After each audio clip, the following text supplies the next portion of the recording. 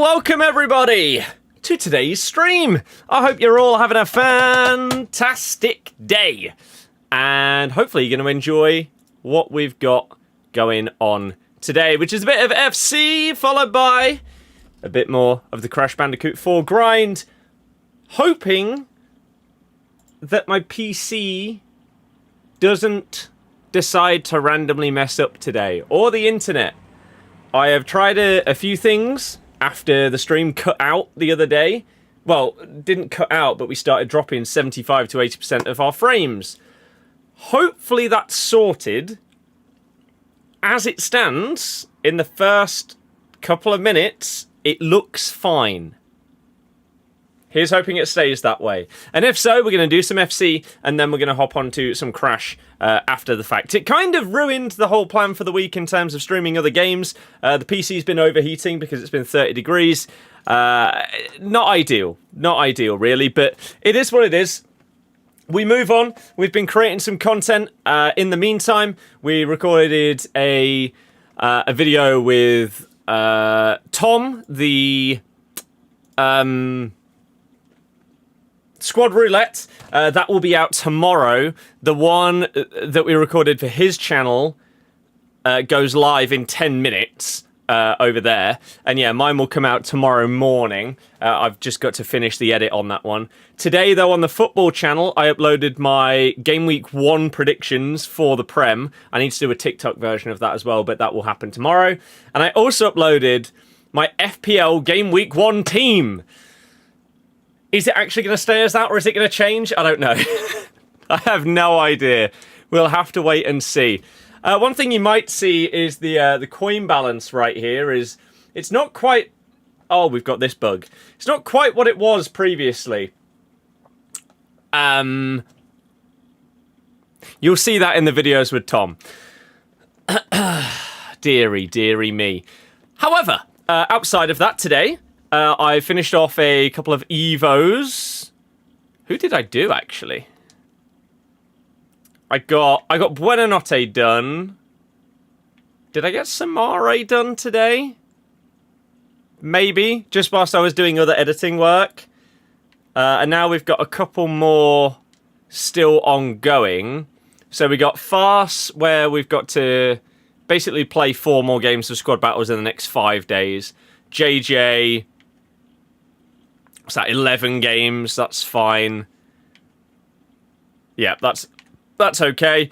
This Camavinga, I don't really care about, considering I put him into this and then half an hour later he got a 98 rated SBC that is just better than this card in basically every way.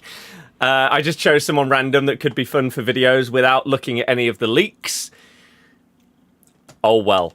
Steffi, we've now got going into one that brings him out to be what looks like a really, really nice card, actually. I've struggled with him for a while to get a fantastic looking card for him.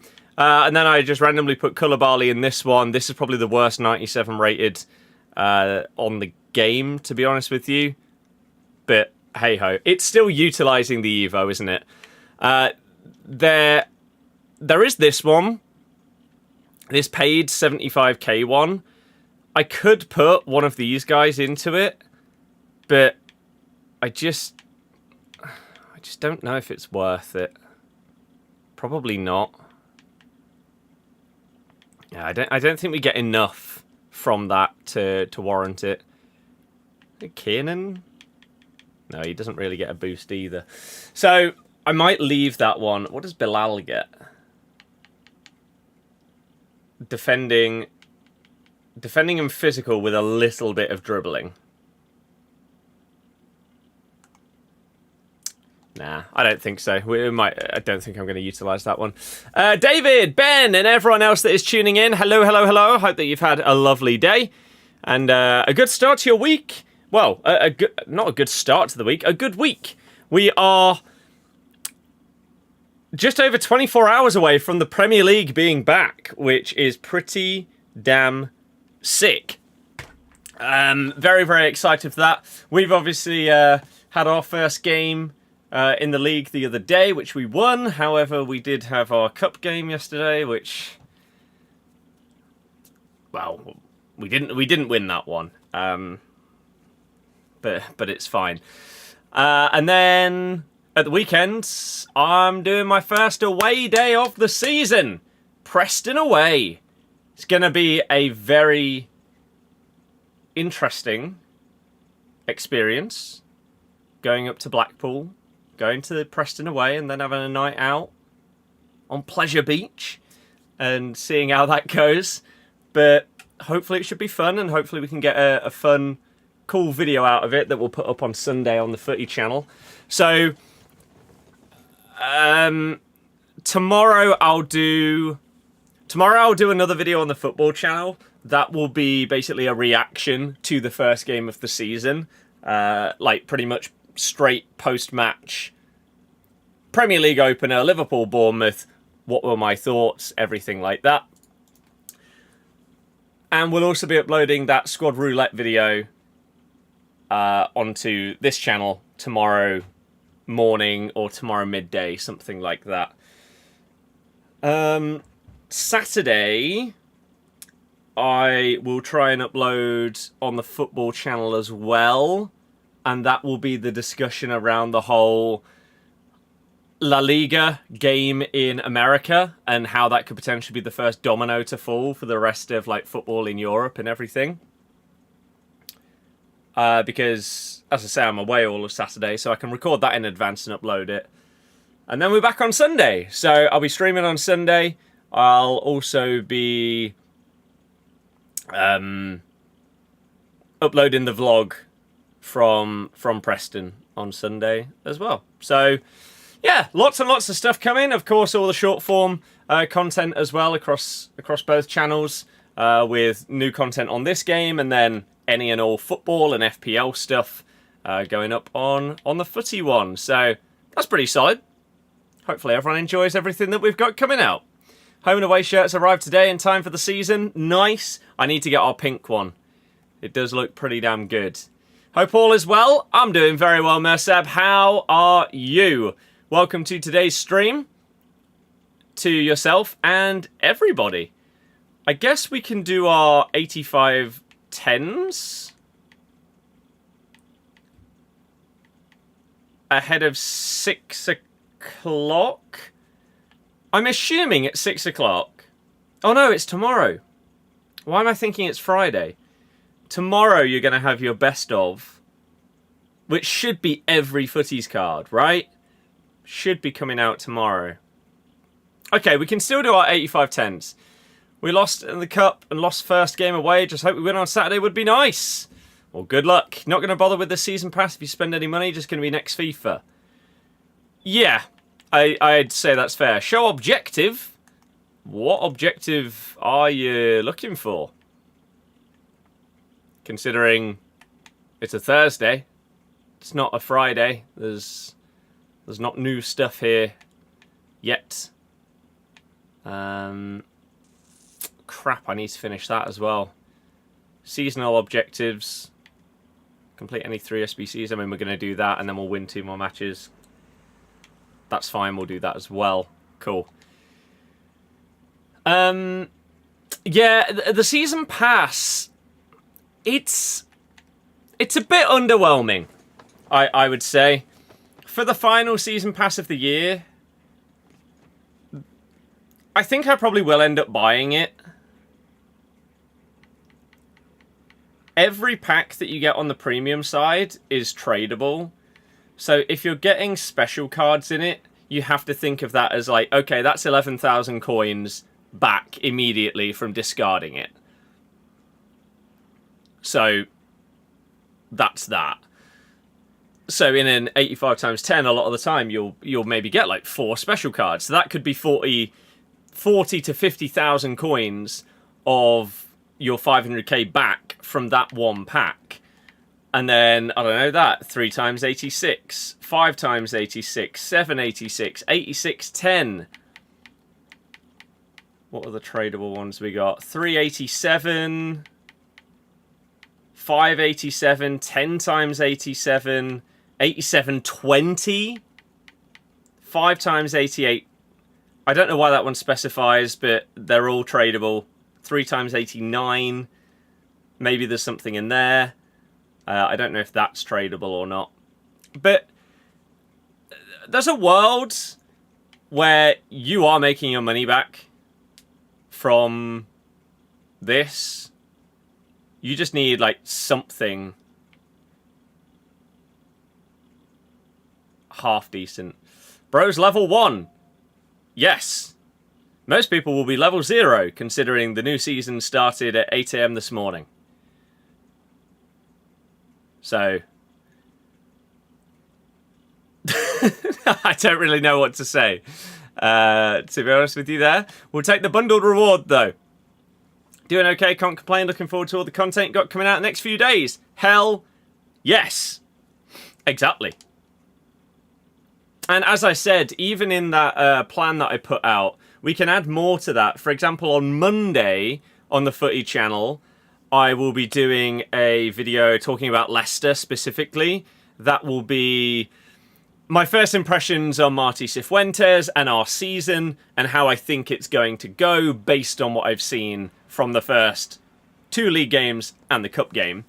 Then I think on the Tuesday, we'll probably do a roundup of the match week 1 or game week 1. We can also do that with FPL as well. So I think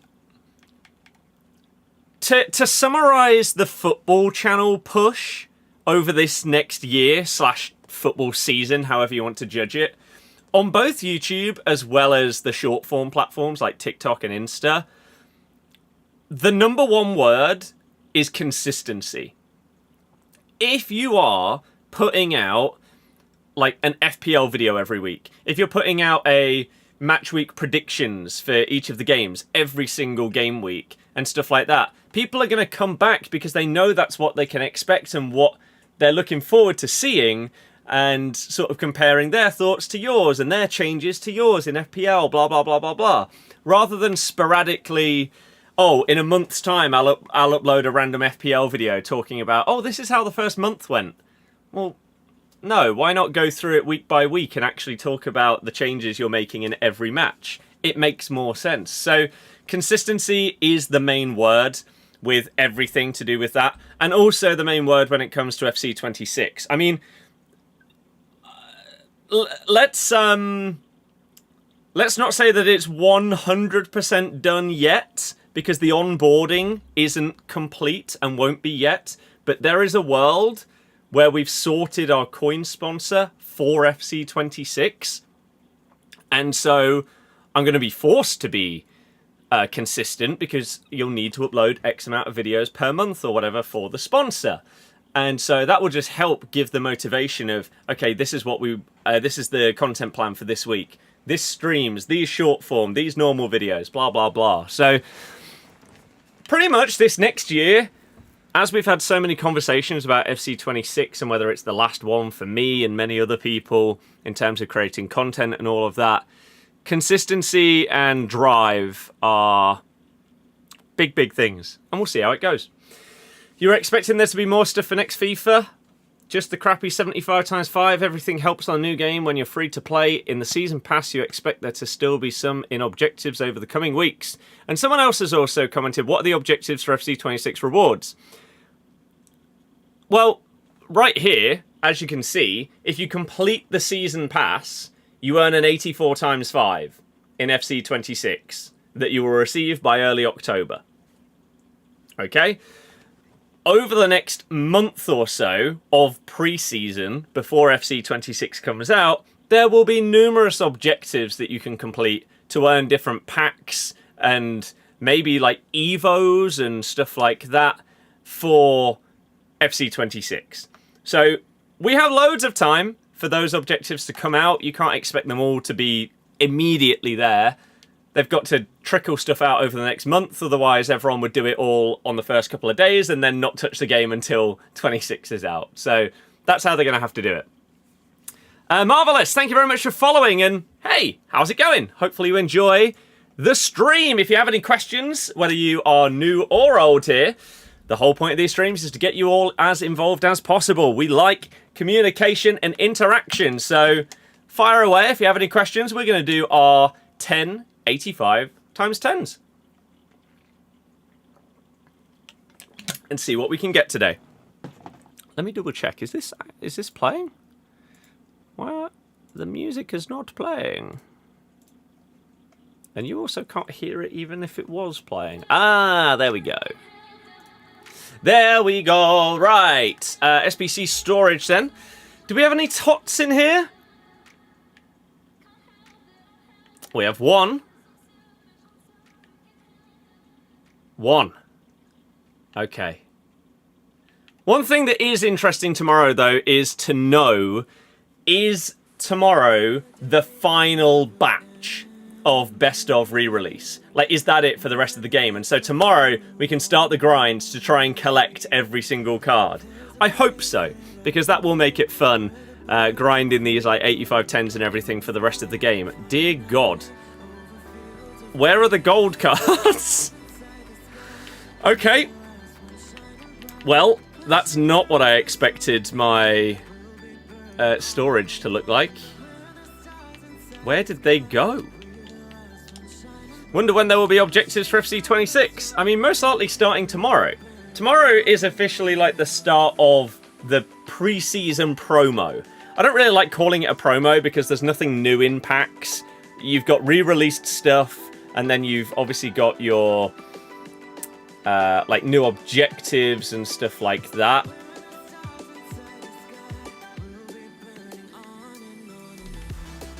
But yeah, it's not the same as most promos, is it? But yeah, tomorrow will be the beginning of that. I imagine your first set of objectives to earn you stuff for FC26 will begin tomorrow. And then going forwards, you'll probably get more each week, would be my guess. Simple as that. Have I played any more of the beta? I've actually not. I mean, this week has been so busy creating all of this content. And I think that's going to be the case for the next week as well. What date does the beta end? I need to get some more game time on it because I need to test it out properly. And I also need to try and get used to what it feels like ahead of the game releasing so that we can hop straight in and feel pretty damn good at it, ideally. But no, I've not. I've got the Battlefield beta, which I'll probably be playing again today, though. Biggest positive is the game is actually good, but the menus and amount of game modes in Ultimate Team is so much, it's a little overwhelming. And clubs, the builds are going to be so bad. I mean, I've sort of expressed these thoughts about Ultimate Team, is that even though they have added in like the gauntlet and things like that, that's good, but it doesn't alleviate the like competitive nature of Ultimate Team, and so adding in more competitive modes doesn't really help that. Whether the live events will give us the feeling of I don't know, casual play, I'm really not sure, but I hope so, because if not, then that doesn't really seem to exist, which is the one downside. Managed to get to level 3, picked up the 3 base pass in Evo bundle. Can go on players with up to 10 playstars, but they're still capped at only allowing up to 8. Oh. Lovely. I don't know what their obsession is with like having a max of 10 normal playstyles. Does the game completely break if a player has 11 or something? It seems really weird that it's such a focus for basically every single Evo that comes out, that is a max requirement for the card. I can understand playstyle pluses, sure. Sure. But Evos?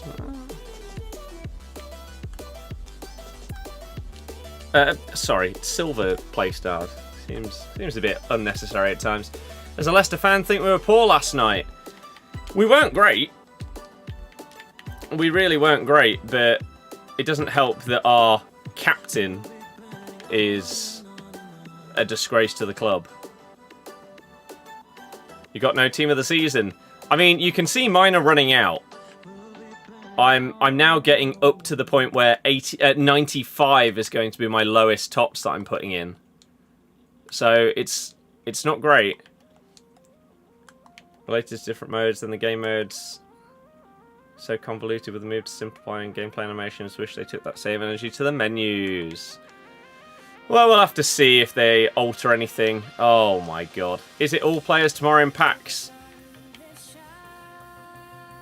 Oh, I didn't realise I didn't put anything in from my my storage there.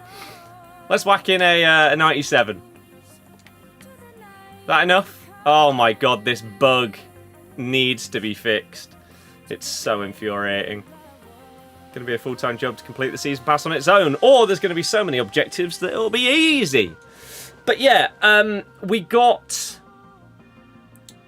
one post from someone saying the best cards that were available, but they also said that they had created a like a graphic of all of them. However, I haven't seen that anywhere yet. Have they put it out? No. So there's 300 cards nearly in the pre-season batch re-released best players. Now in the image that's been put out, they have some 99s like icons like R9, Pele, Nuno Mendes, Mbappe, Lamine Yamal, Hansen, Messi, Farrah Williams. But then they have some 98s here, like Cruyff and his Shapeshifters card. So does that mean that FUTTIES Cruyff isn't going to be in packs tomorrow? Are we going to have... Like, I wonder if we're going to have this batch of players coming out tomorrow that isn't going to include every single FUTTIES at first, and then they add to it. I really, really hope they don't change it. Just leave all of them in packs and then just add more. Why not? Every single 99 should be in packs by the end of the game. And they should probably all have an SBC by the end of the game as well. So, yeah. We'll see. Probably saving him for an SBC. Well, we know Dino's getting an SBC. Who else has been leaked to get either Objective or SBC? João Felix. Kyle Walker.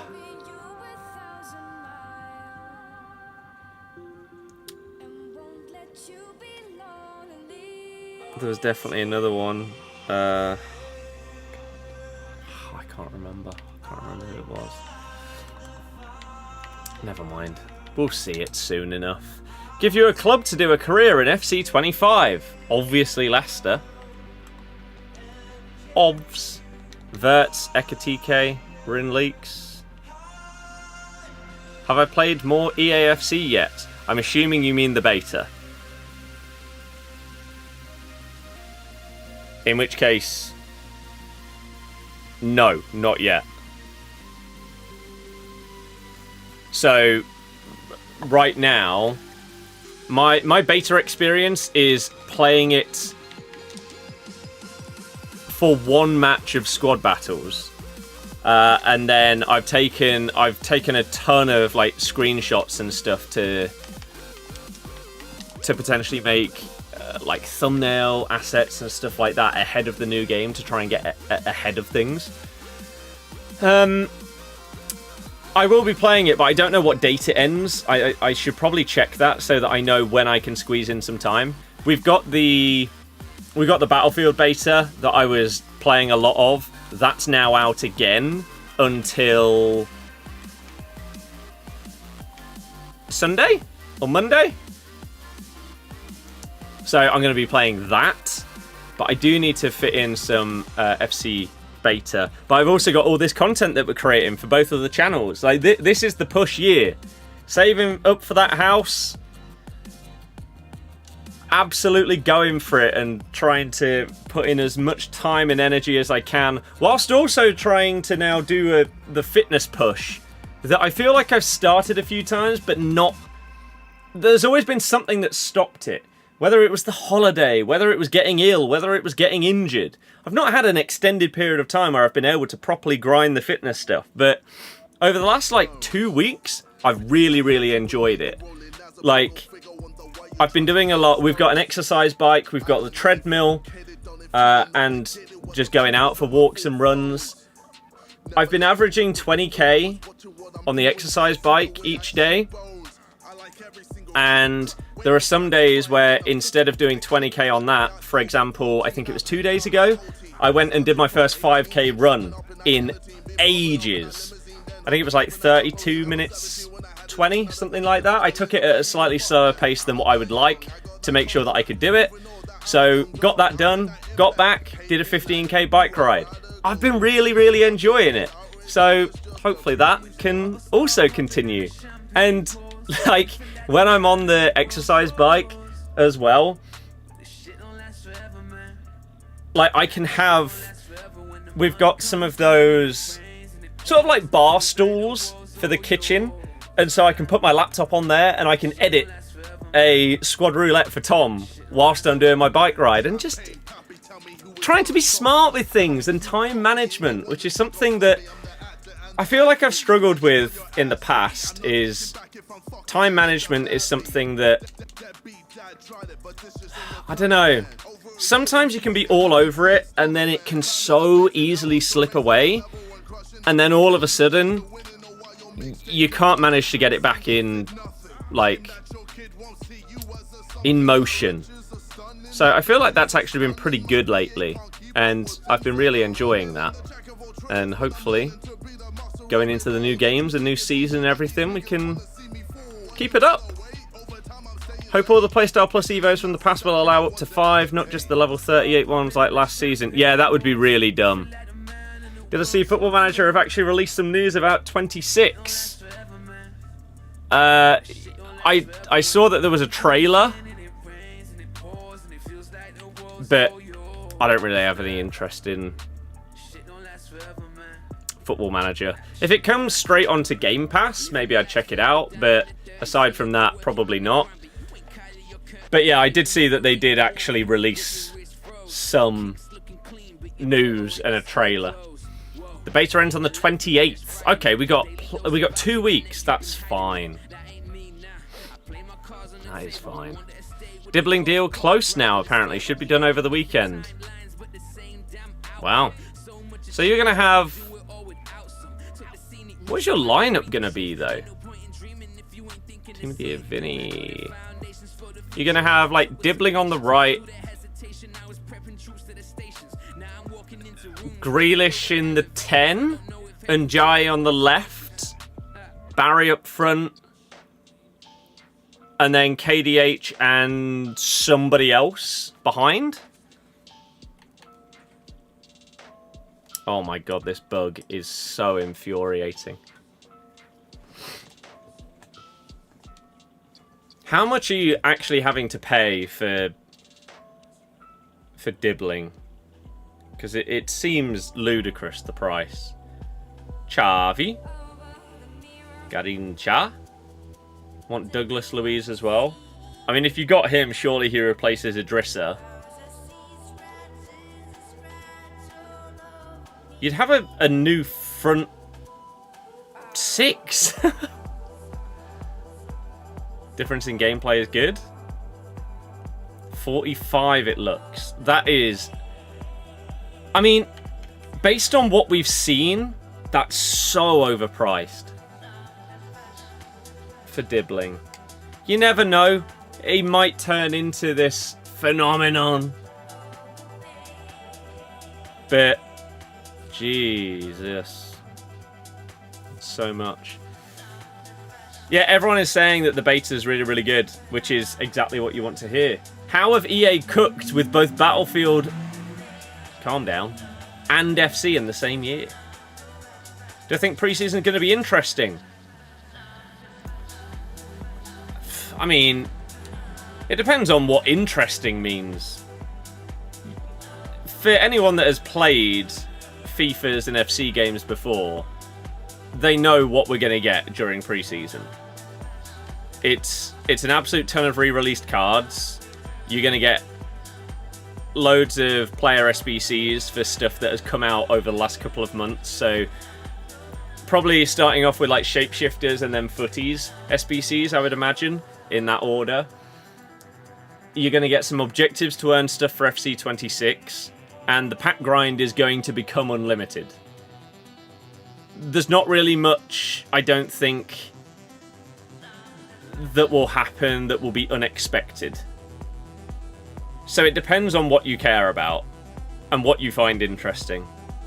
But I'd be pretty surprised if there was anything out of the ordinary happening during pre-season. That took a very long time to load that, didn't it? Deary me. How are things, Callum? Very, very good. To be honest, right now, really, really good. I'm enjoying things. Like creating content for the Footy channel on YouTube and short form, like on TikTok. I've been enjoying like the end game of FC25. I'm recording with James on Monday as well. Sorting out the coin sponsor for FC26. Getting the fitness back. Feeling good. Feeling healthy.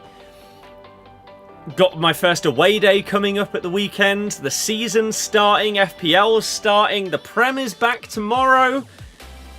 Hell yeah! Hell yeah! The season pass stinks for me. Why not give us a good meta endgame card? People got Kevin De Bruyne.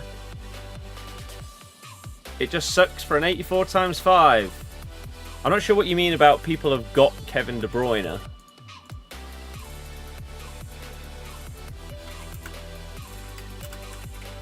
What's his next best card? An end of an era SBC. And before that, it was a flashback SBC. The best KDB card you could buy is a 93. That end of an era was 1.3 mil. Wasn't it like the first week of Team of the Season? So I don't know exactly what that means. I don't think that the pass is as good as it should have been for the last one in the year.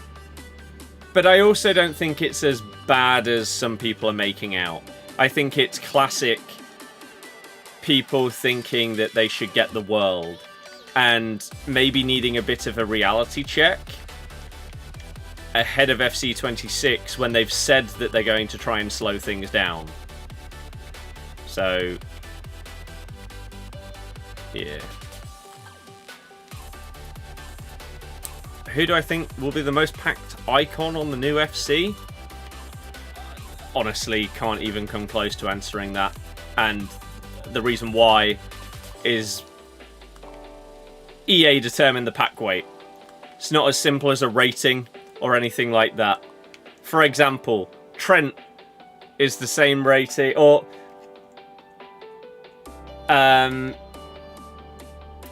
Emi Martinez is the same rating as Theo Hernandez.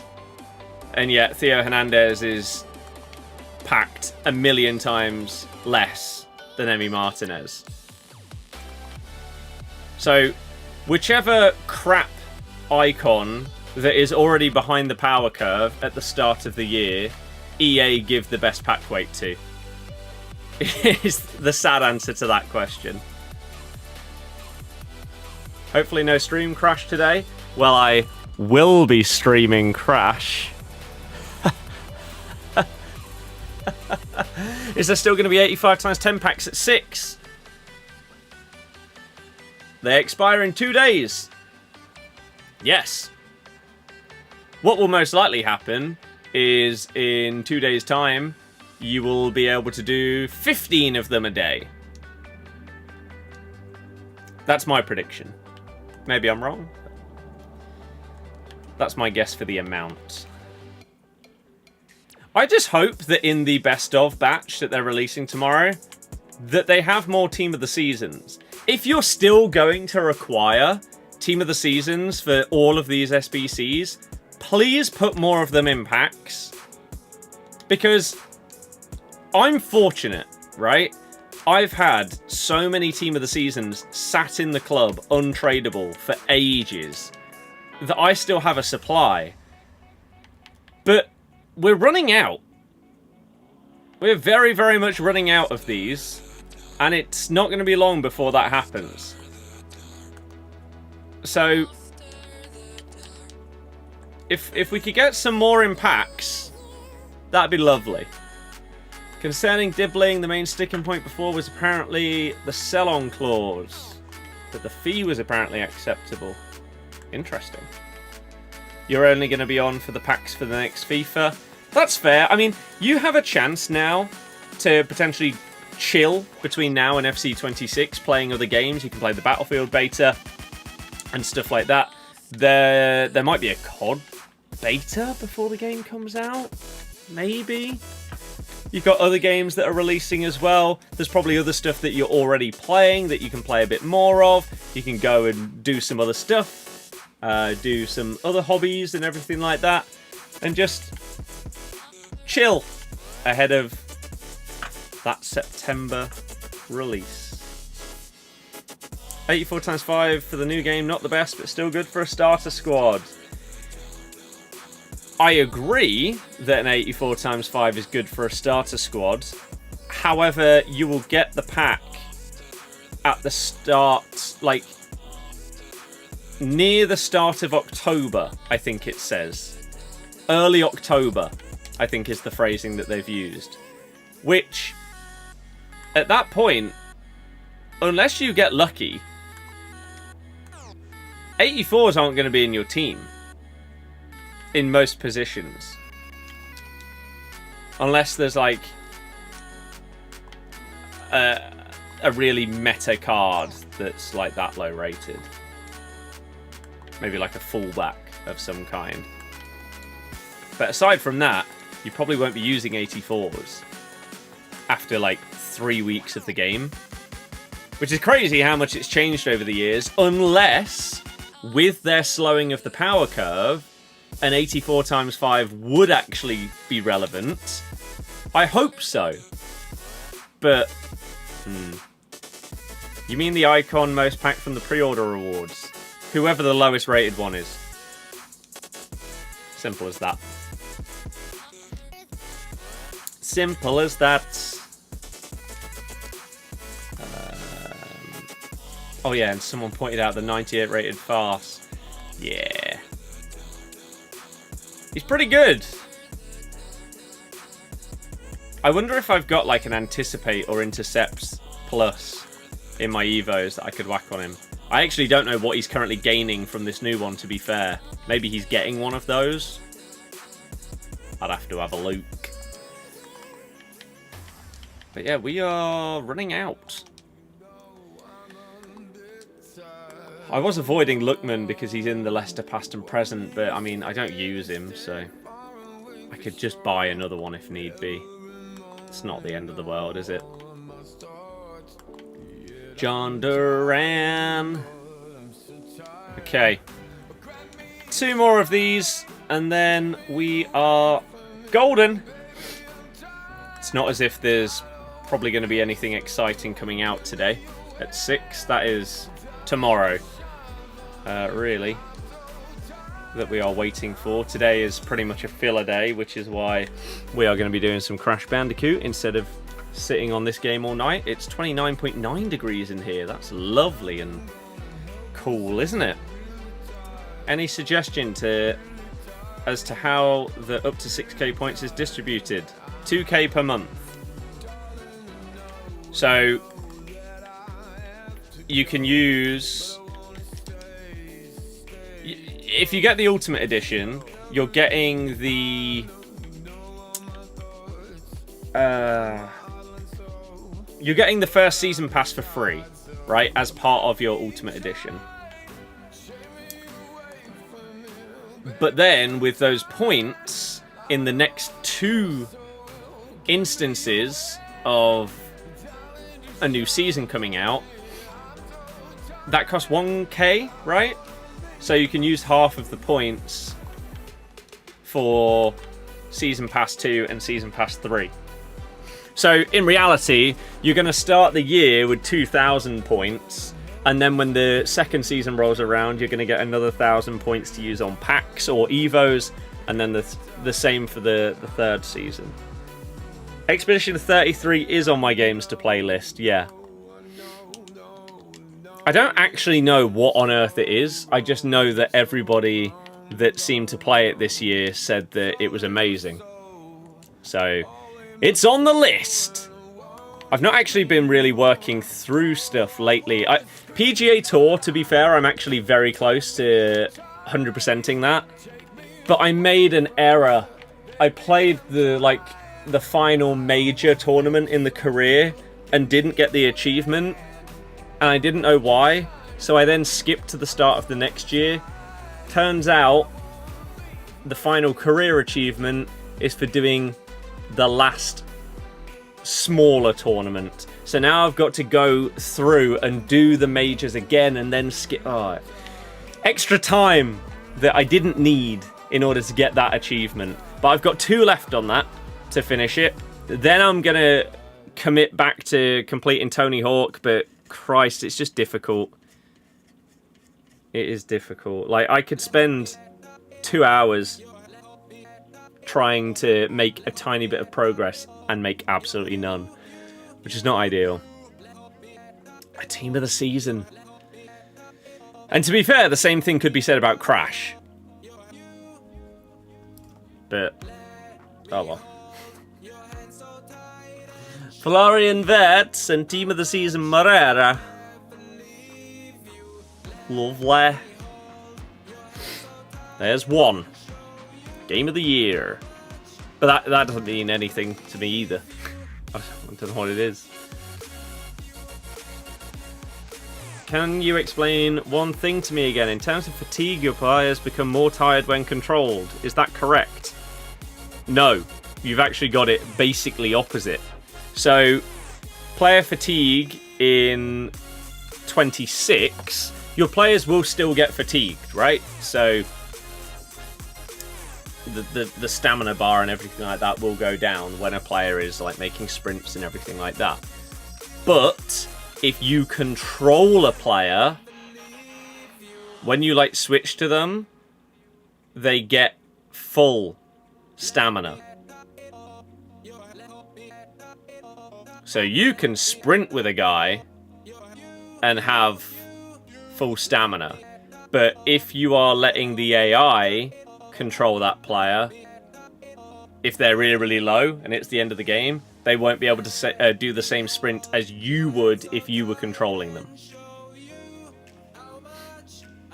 Expedition 33 that has soul-like bosses, but it's like a turn-based game.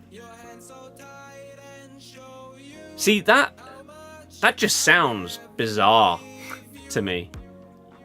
I'm really intrigued to try it whenever I get round to it. Because I've played a few turn-based games in the past, but nothing really similar to what that sounds like. Like, the turn-based things that I have played have been things like Mario and Luigi, which, if I'm led to believe correctly, sort of plays a bit like some Final Fantasy turn-based stuff. Another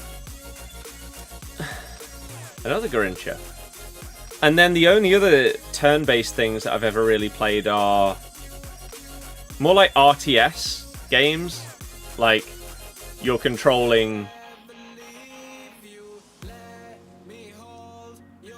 units, like military-esque things. So I don't know, on this turn you might move your marines, and then the next turn you might move your tanks or your helicopters or something. Those kind of things are the only real turn-based things that I have experience with. So it does interest me. I love playing different types and different genres of games. It really fascinates me because I find stuff that I end up really enjoying. Like Tony Hawk. I didn't really know exactly what I would think about it, But turns out I really, really enjoy it. So, hell yeah. And I will be 100%ing it. It's hard, but I think with a game like Tony Hawk, the problem is you can get frustrated because you know that you are the problem. It's very rare that it will be the game's fault. Like, very, very rare that it would be the game's fault that something goes wrong. 99.9% of the time it's because you press the wrong input or something like that.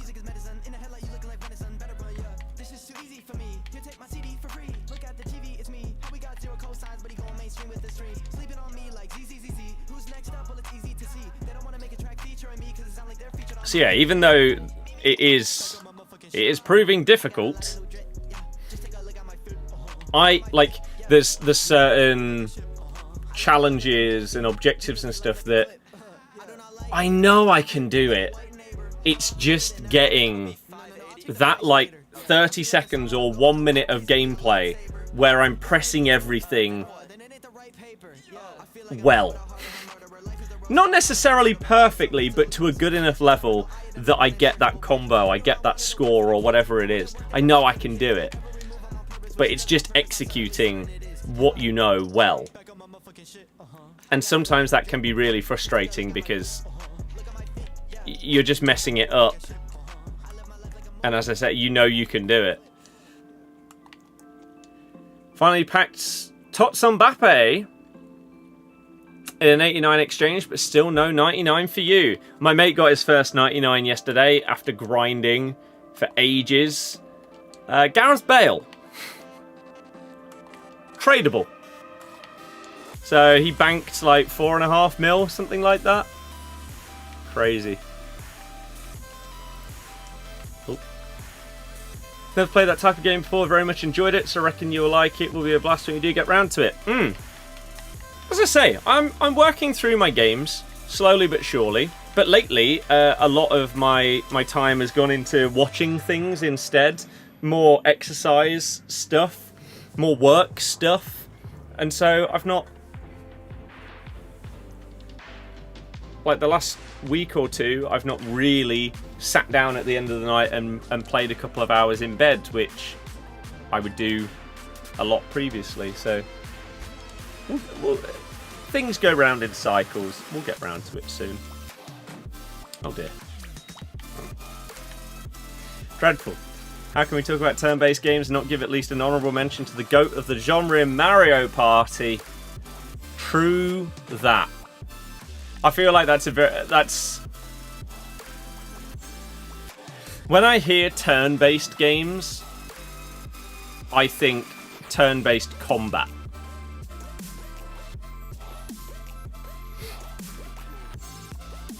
That's what immediately jumps to my mind. Rather than taking your turn to have a go at something. Which is why that kind of thing just wouldn't come to my mind, I don't think. Good start for Leicester, well not in the cup, but for the league. Good to get the first win. Hell yeah. It is. It's important. We weren't great in the first half, and we also weren't good yesterday. But getting a win against a team that you really do kind of need to beat, and just getting it done, it is important. You like a game when you feel rewarded for the inputs you've put it. Yeah, exactly. There are a lot of games where there's specific things that you need to do in order to 100% them or complete them or do particular challenges in them.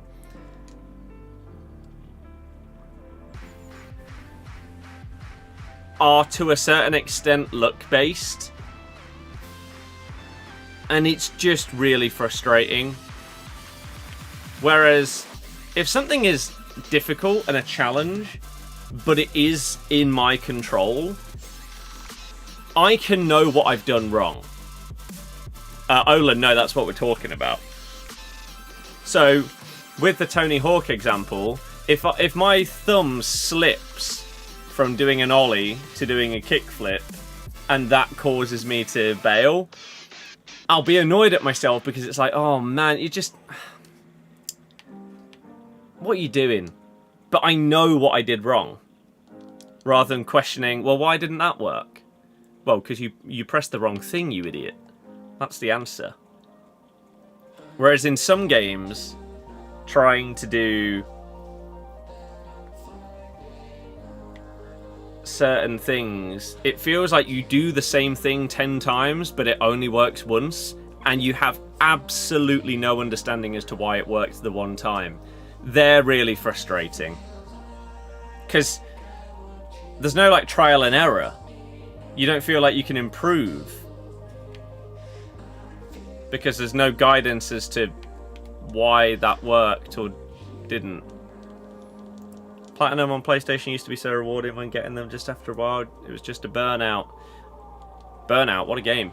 I think, again, it depends on what kind of games you're playing. So I think if I ever transitioned away from FC into just general gaming, I feel like there is a strong chance that I would try and do videos of platinuming or 100%ing games. Because some of those videos do really well, they're really packaged impressively, and they can be fascinating to watch, especially if you're watching someone that is either new to the game or genre, or really good at it, and you see how easy or hard they make it look. So there's a world where I would try something like that out in the future. But this is what I'm talking about when it comes to 100%ing stuff. It depends on what you need to do to get it done. Does it just feel like an absolute slog? Or is it an enjoyable grind?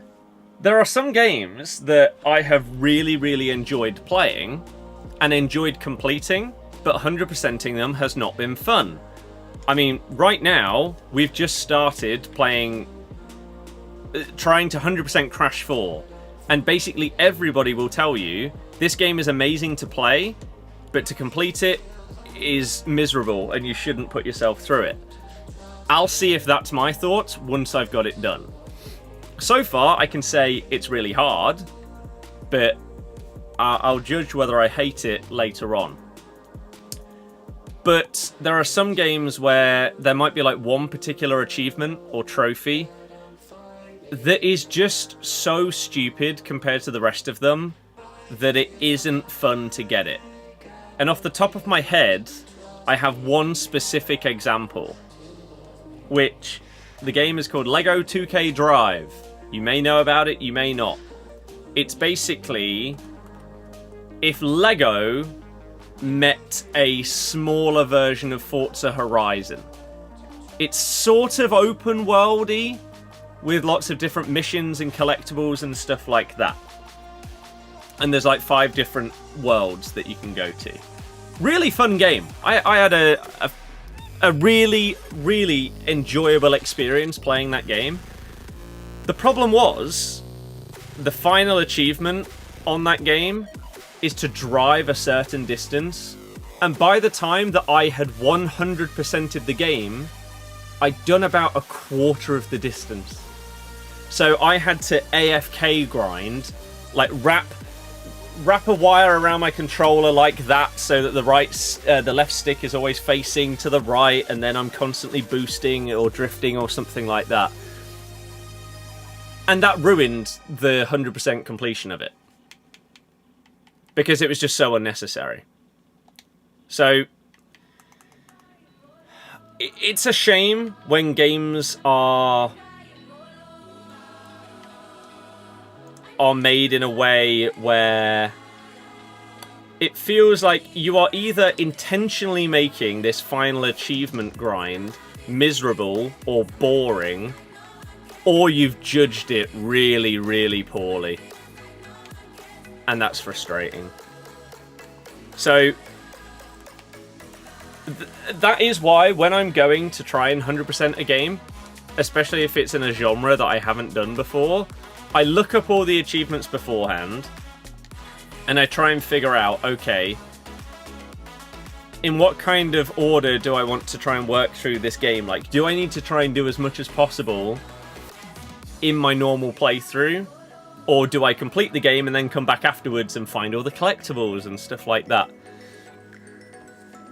I think most games nowadays are designed to the point where 100%ing them or getting the Platinum Trophy on PlayStation or whatever isn't that bad. Which is good. Because it's a shame when it takes away from it. If you think you saw a video of someone doing that, yeah. Like, I'd like to know my playtime hours in that game spent before just starting that AFK grind. And I mean, have there been any other games recently that I've had anything similar with? PGA isn't bad, because the majority of this you'll get done by playing through the career. Like one season of the career mode, you'll get it done. So that's fine. Tony Hawk's is really difficult. Really, really difficult. But that's the way that they do their achievements in their games. It's a massive grind, and you have to get very good at the game. Otherwise, you simply are not going to come close to 100%ing it. Geometry Water, sadly, the two remaining achievements on this game are co-op ones, which make them significantly harder. Back for Blood, we're slowly working through. I hopped back on that recently. Turns out, basically, any achievements I didn't get at the time are near enough impossible nowadays. Spyro I need to finish. I need to finish Spyro, I forgot about that. I still have this one to do on Halo Infinite. I just need a lobby. I need the stream to blow up to the point where I could get a lobby of 4 people to hop on Halo Infinite and get the final achievement.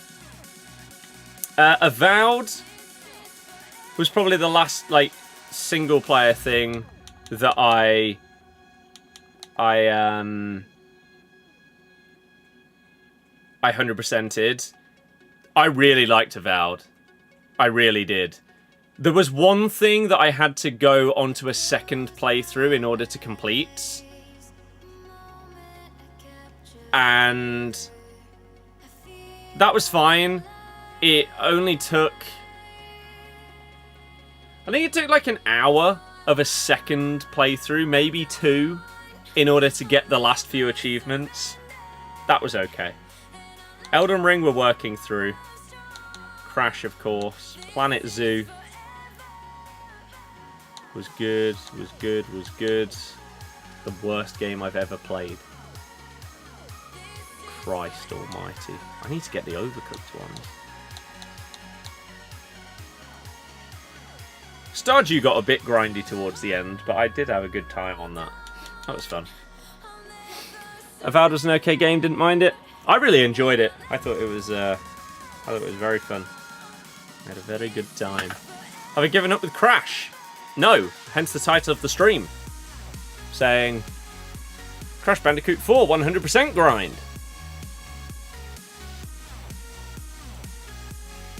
No, I've not. It's right there. I will show you what... I've done very little off stream. After the stream crashed the other day, or started dropping massive frames. I purposefully didn't do a load of it off stream and then come back and be like, oh, we've done all of this. Because, no, the point is to try and get a chunk of it done on stream. David, are you talking about Avowed there? Did it live up with the first question? Did it live up to the Fable comparisons with choices determine story? I've never played Fable, so I don't know. However, the choices you make do determine the story quite a bit, yes. So this is one. Avowed is a game where I did play through it based on an achievement guide, because otherwise you would basically have to do 2 complete full playthroughs in order to get the achievements. So I went down like the evil route, which means you can get basically every achievement in one playthrough. However, I like going down the evil route in games anyway, so there's a world where it may have happened naturally, but I don't know if very specific dialogue choices make very specific things happen that you need for certain things to happen for the achievement. I'm not sure. But it definitely does change things quite a bit. Like, there are multiple characters that can die that wouldn't otherwise. The entire ending can be completely different if you go down one route compared to another. I don't know if there's more than like 2 main endings, but it's one of those games where there are so many different choices, and there are slight changes to multiple things based on all of the choices. So let's say a random quest where someone has had an item stolen from them by this other person. You will have the choice to go and get that item by either stealing it, negotiating for it, killing the people that have stolen it. And so you might have like those 3 ways of getting it back. And then once you've got it back, you might then have multiple choices as to what you do with it. You can give it back but demand payment for it. You can keep it, you can potentially sell it. So there's not just in the main story, but in terms of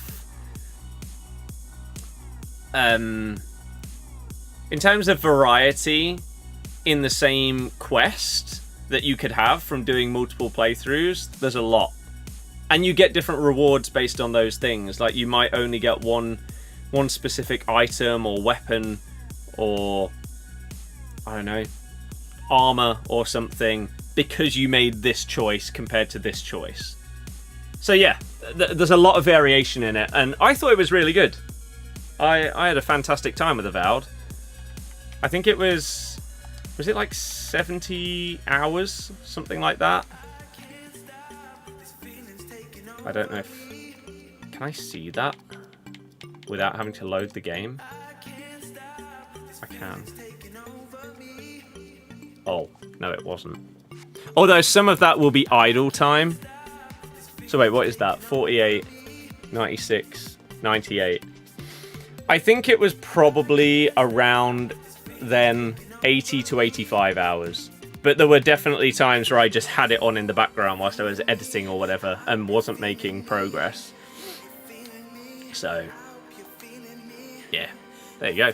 Debating getting FC, but you main on PC now. You don't think getting on PC would be the best choice? Due to like cheaters and stuff like that, yeah, I'd potentially agree. Sadly. Sadly might be the case. James, hello! Love the concept of games like that. Choices drive your OCD, wanting to see everything. That's fair, yeah.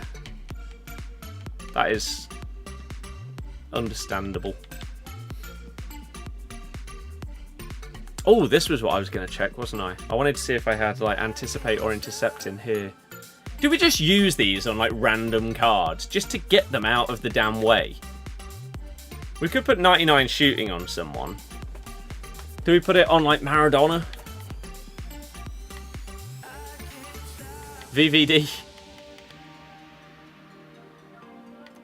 Jamie to take him to 99, 99, 99, 97?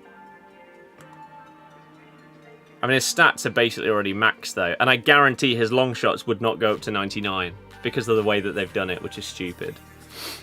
Waiting for one more team to win for £160. Nice! My first bet of the season lost, of course. However, the second one, which is what me and my dad call the standard, won, which was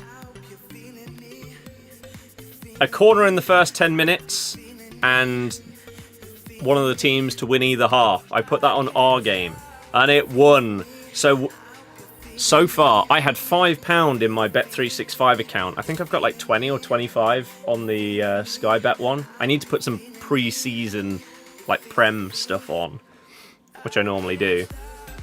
I'm 50p up. Pow! If you put the 99 shooting on someone, you can then boost pace and dribbling to 96 in the other Evos. Assuming they haven't run out of time. I don't know. Won 150 off £3 on an Aka. Nice. GG. Yeah, look, 97 long shots. How stupid. Had a big bet builder yesterday for the PSG game. Mostly did PSG to do things. We shall not speak about that. When did the heroes get announced? Don't know. Maybe in like the launch update pitch notes. Oh yeah, so Maradona could go up to 96 pace as well. Thing is with a chem style, you don't need it. He'll already be there. And I guess sort of the same with Jamie. Like,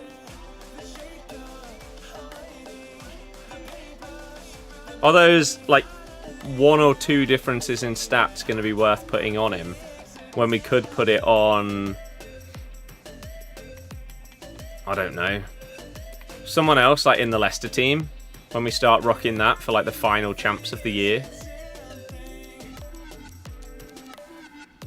Like Mahrez. Or Bilal.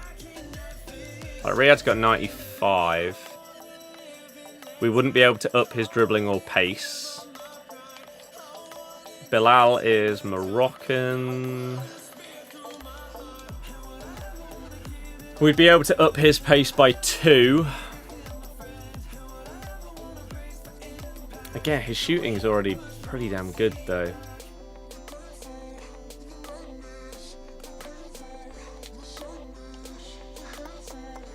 And he doesn't actually... Well, he's already got Finesse Plus. So his long shots goes to 99, even though it's starting at 80, but Vardy's doesn't. That's pretty dumb. But I mean, that would be pretty damn good. And then, yeah, we get him an extra 2 boost in pace.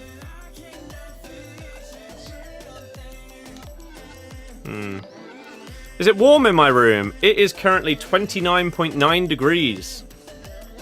Grange, hell yeah!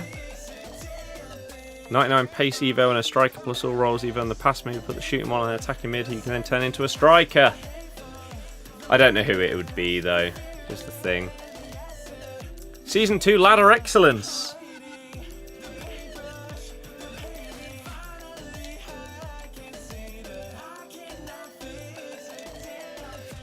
Someone we use in videos. Ah.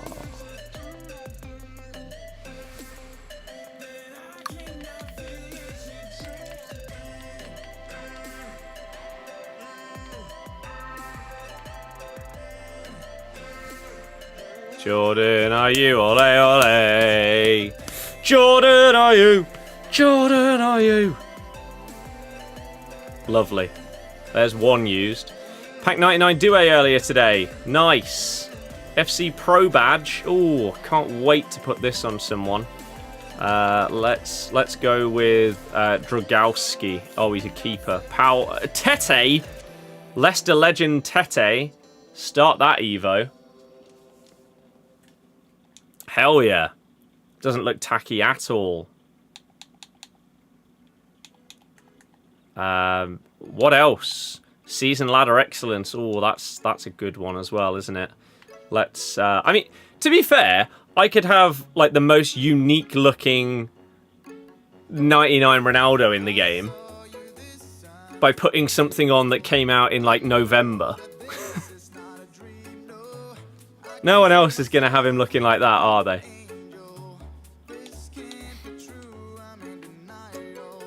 but we'll instead put it on. We'll put it on Tete. Yeah, let's do that. And then what's next? We've got this one, which is basically exactly the same thing. That's good. Good, unique concept that they've got there. We'll go with Paulo Oliveira on this one. Start that Evo. Just been stuck in rush hour in the city centre. GG, that's always fun. What's even more fun is having another season ladder excellence. So what we're going to do with this one is we're going to put it on a gold card. We're going to put it on Di Francesco. Look at that. Beautiful. Well, there's a few used, which... Oh, there's another one that's exactly the same. It's fantastic. Hopefully there's different, like, excellence. That's Leicester past and present as well, Dragovic. Hopefully there's different ones of these in 26. Like, cosmetic Evos are sick. But it felt like so many of them were pretty wasted this year. We can turn a card red. Let's go with Sam Kerr, because she was an icon for me at the start of the game, which is why we already put the one cosmetic Evo really that I've done all year went on her. We've got another red pick here. Let's just put that on a random Leicester Evo that is further down. Let's put it on this Edward card because we can. And then we've got 30 seconds to go until content. Woo! We've got FC Pro Champs Excellence. Sure.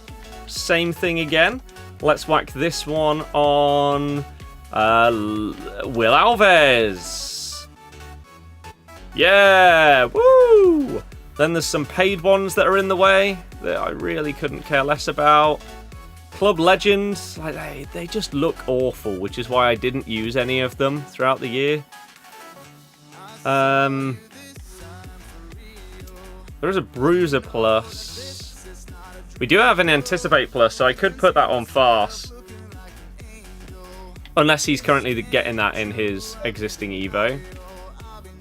I should probably check that, shouldn't I? What is he gaining? Oh, he's gaining Intercept Plus. So he wouldn't be able to put Anticipate Plus on, but he's gaining Intercept. That's fine. Right, 6 o'clock, everybody. What have we got for content? Here we go. Are you listening? Let's have a look. Available for one more day, the best of. Then it's time for the new batch. Okay, do we have any new objectives? Probably not. I'd be surprised. Nope. Okay, that's fine. It's not a problem. Evos, though. Anything new?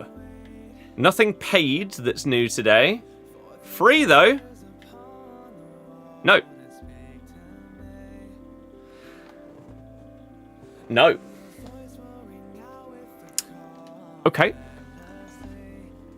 SBCs? Have we got anything? Simon, what about them? Bum ba dum ba dum bum bum ba dum bum.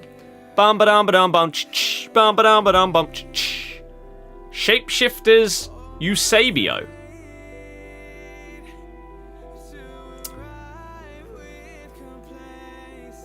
Well.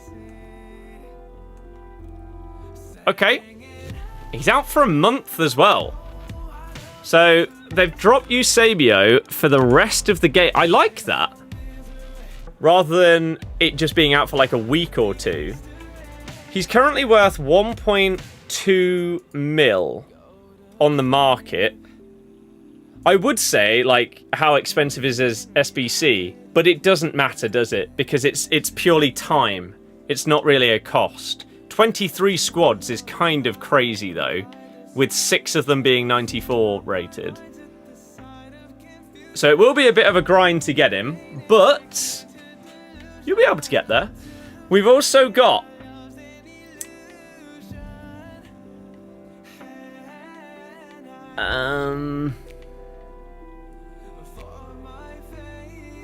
FUTTIES Team 5 upgrade. We've also got Yankuba Minter. 5-star, 4-star in the middle of August. What are you doing? They're in the next round of the Cup at the expense of Leicester. Yes, what's your point? I am a fan of the team, so I do know what happened. None of this is new information. Yeah, he looks as average as you would expect. Marquee matchups, though. Incredible scenes there. Sure. Well, let's have a little look then at these ones. Should use those on semi-decent cards for the Evo Cups. I mean, I could. We need an 88 rated team with yet another Team of the Season or Team of the Week needed. Do we have any tots in here? We do. We actually have 3. Holy moly. And an 88 squads. Let's fill this in. Stiller. And yes, we'll overpay because it doesn't matter at this stage of the year. Does it at all? What's my opinion on Dewsbury Hall going to Everton? He's in my FPL team for a reason. I think he's going to absolutely smash it. Speaking of my FPL team and football content, if you're watching on TikTok and you want to see football-based content rather than FC-based content, then that is the name of the account right there in the chat that you can go and follow. That's my football account. We're on the road to 10k followers. Last few days have been really, really good for that. So we're doing FPL stuff, we're doing normal football stuff, and having a great time. Whether it's predictions, reactions, discussions, anything.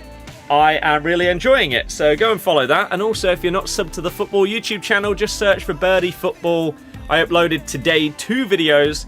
One is my Game Week 1 Premier League predictions, and the other one is my Game Week 1 FPL team. So both those videos are up if you want to check them out. I've got a really bad itch. But we've just done the FUTTIES Team 5 upgrade. We're going to open this one up. Currently in the queue for BF6. Feels like EA servers all over again. No, that's actually just because it's a really good game that's popular, and you get through the queue in less than a minute. It actually works, unlike the queues on this one where a lot of the time you get to the front and then still not get on. Ticketmaster vibes. So let's open up FUTTIES Team 5 Guarantee Pack, not including icons because they're stinge bags over at EA. Here we go.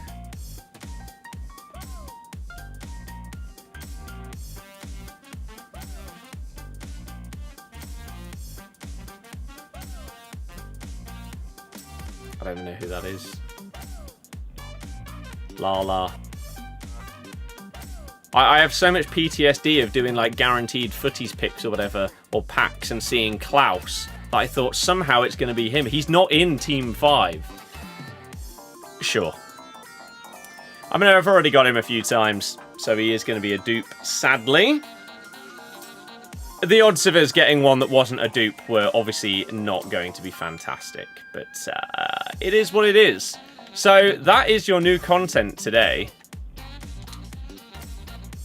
The start of the mental SBCs, really, has begun. There's a snipers only playlist in Black Ops 6. Interesting. Huh. Maybe I'll have to actually hop back on it. But yeah, 23 squads for Eusebio. Do we have a price for this SBC yet? Again, not that it matters. The SBC is costing 200,000 coins more than his card on the market. But in theory, you do it for free by just grinding the packs and the menus. But Eusebio. We've already got Ronaldinho leaked as his Shapeshifter SBC coming as well. So it feels like we're going to start off with big boy Shapeshifter SBCs, maybe of the biggest icons, heroes, and normal cards, and then they'll move into FUTTIES, maybe after like a week or two of pumping out the big SBCs for Shapeshifters stuff, would be my guess. Not been on for a few years. Do you still have Basketball Kid next door? Mark, how are you? What a throwback. I hope that you're doing very, very well. And, oh, wait, are there ads going on right now? If there's ads, we'll have to reply in a minute.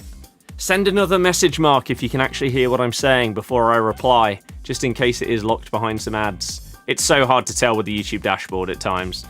It says that there's some ongoing when at times there aren't. So it's very hard for me to tell. I think your Evo Dino is probably better than Shapeshifters. But do him anyway. Yeah, why not? You can? Lovely! Basketball Kid does still exist next door, but is now doing FIFA content, apparently. Absolutely no idea what their name is at all to be able to try and find them. Or whether they started it and then gave up. But they haven't thrown a basketball in what feels like a couple of years. So, result, I would say. Because that was a battle for the ages. God, I hated it. With such a fiery passion burning from deep within. Let's play some Crash before we crash out. Oh, it's just banter, isn't it? Right, let's get some game sound on the go. For those of you that are watching right now that couldn't care less about anything other than FC, I'll see you tomorrow for the proper start of pre-season. For those of you that are here to chill out, we have started trying to 100% Crash 4. Where am I at, you might ask? Well, we've completed the main game playthrough. Okay. And then, the plan... Sorry, I'm just changing the title on the stream on everything.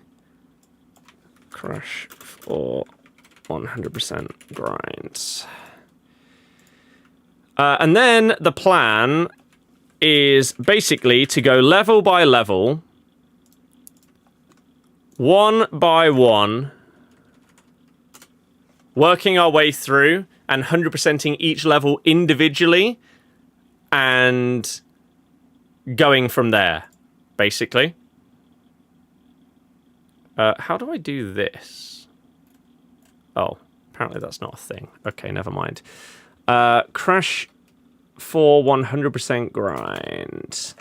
And if you haven't seen Crash 4 before, but maybe you know what the old Crashes are like, this is on another level. It's absolutely phenomenal as a game, but also very, very difficult. And so 100%ing it is going to be a bloody nightmare.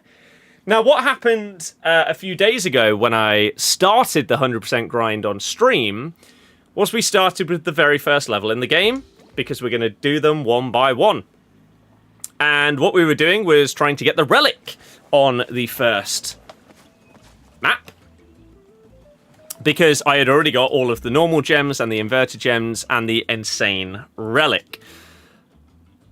And as the stream started dropping a ton of frames, I actually started to get really good at the level, and pretty much as it got to the point where it was completely unwatchable, I had a really, really good run, but then I had to stop the stream because it was just unwatchable on every platform. It cut out on 2 of the 4 platforms that we stream on, so that was great.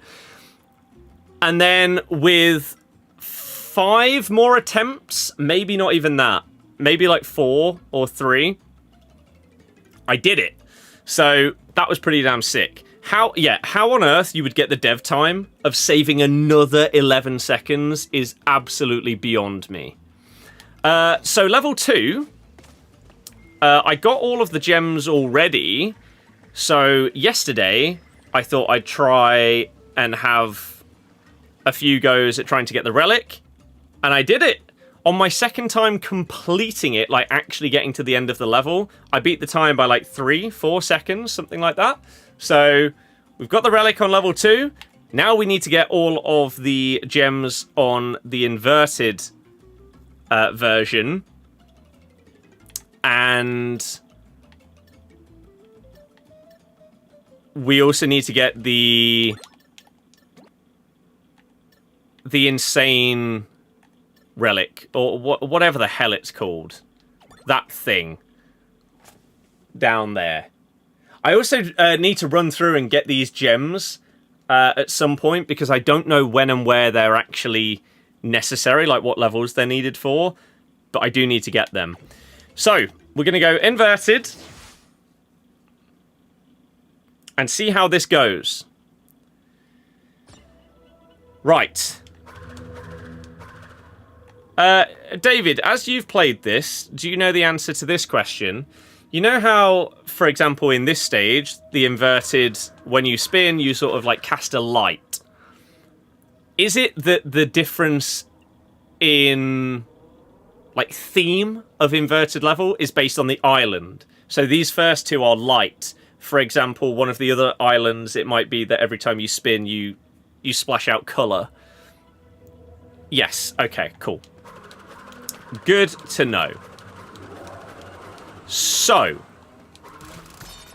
I don't know where the hidden gem is on this level normally. We're going to have to be on the lookout to find it inverted.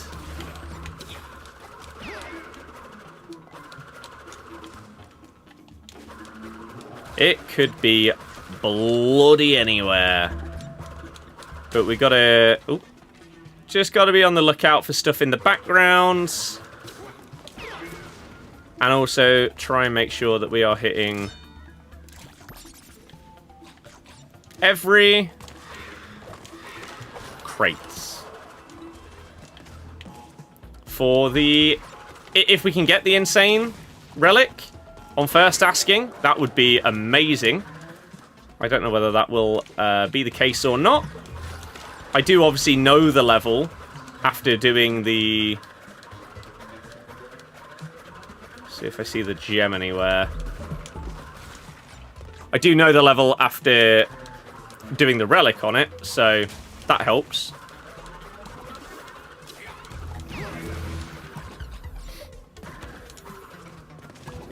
Right. Bonus platform! Sim got fixed this afternoon. Time for a 3-hour sesh. Nice. Not jealous at all. I still haven't swung a club in what feels like forever. I am very excited to do so. Next week, I think I'm going to try and get to the range. Bosh. Pow! Right.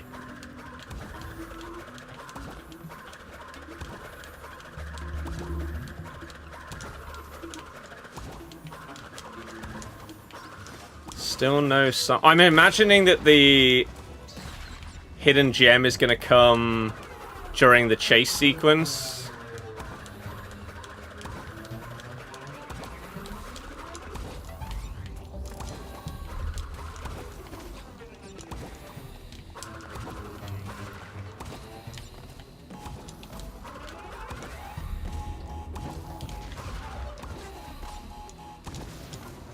Woo! Unless it's behind here. No. Right, here we go. So we're going to have to try and go fast, but also be on the lookout for that gem.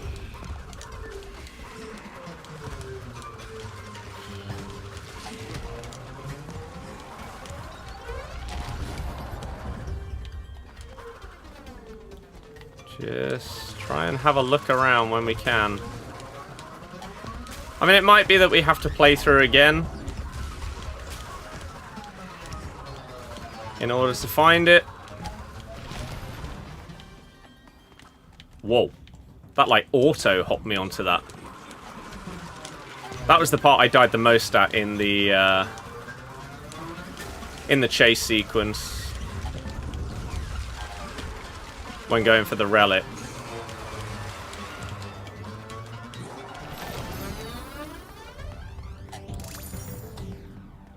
Okay.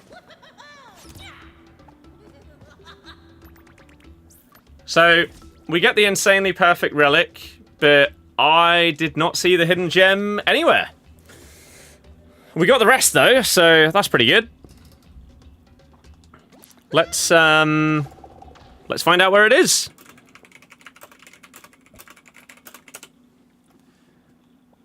Let's find where it is. Because I am not against using a guide in order to find these hidden gems, because otherwise I might play through a level 20 times and still not see it. Right, okay. So it's on the rope in the chase sequence and it's right at the top of it. I'll try and see it on my first go through. But after that, no. We'll just search it up.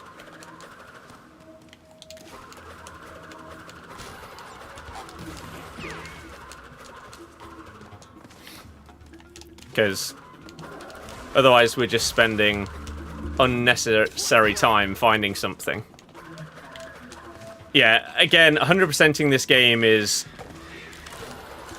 just apparently miserable, but I enjoy the game, and I enjoy a challenge when it comes to completion. I enjoy difficult games.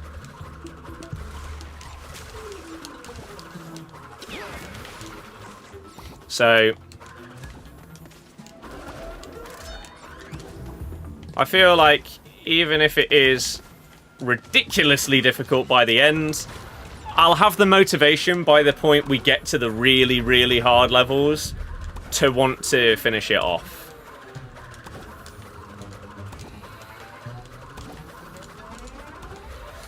Right. So yeah, we need to get to the big swinging rope and climb to the top of it.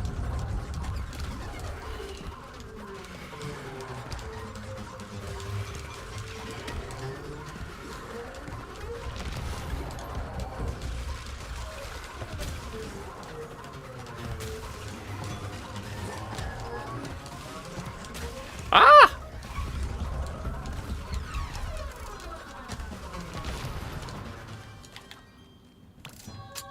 There it is. I don't know if you can then quit out of the level or if you need to finish it, so we'll keep going. I mean, we're near the end anyway.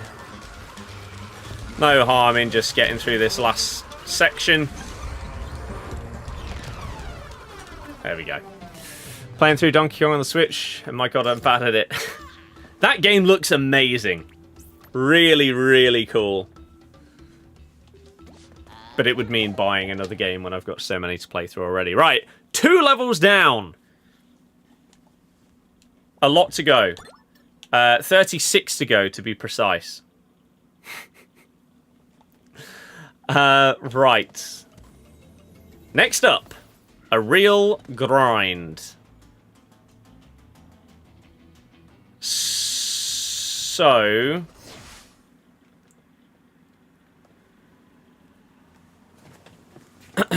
what am I missing off of this? The insanely perfect relic. Oh god, I've seen this. I saw a clip of someone doing a time trial on this, and it looks like an absolute nightmare, despite it being the 3rd level in the game. They were talking about the dev time, though, so I wonder if it's a bit better doing platinums. Like, not quite as ludicrous.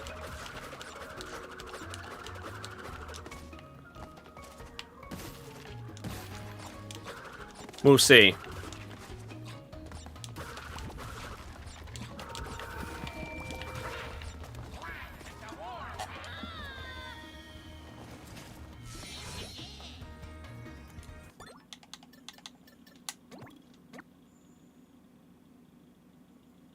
At least it was at the start. I'd rather get an absolutely ridiculously stupid death at the very beginning than at the end.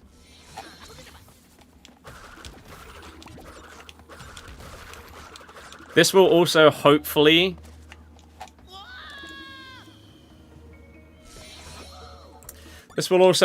get me better at the mask mechanics quicker by like dedicating myself to a level that features a specific mask.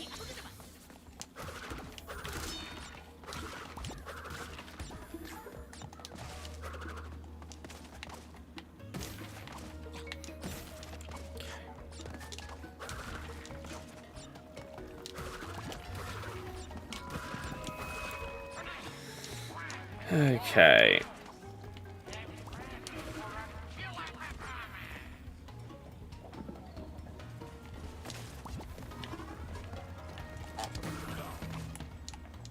Oh, okay. See, you need to, at least to get the dev time, I don't know if you need it for the platinum, you need to be able to make that jump.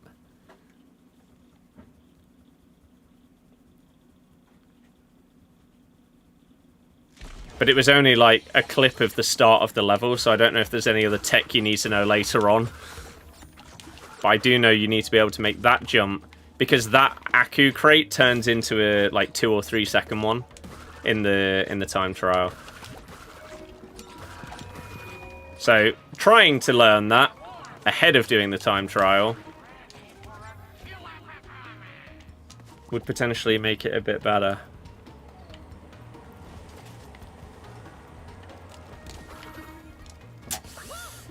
I don't know exactly what combo, like, are you going to spin and then jump? Are you going to be able to jump as the platform's sort of, like, phasing out? I don't know.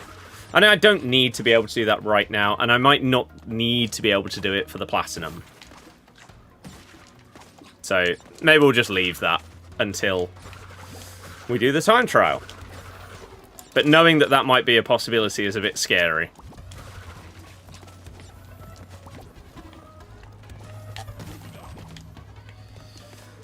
Okay, because we can take it nice and slow.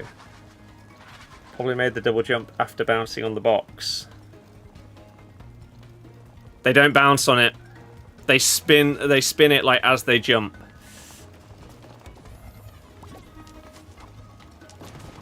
And apparently getting through the shark part is also a bit of a nightmare.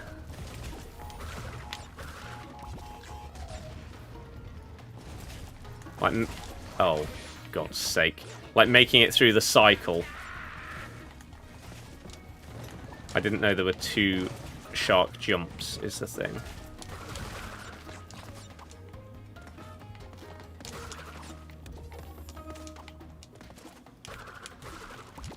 Okay.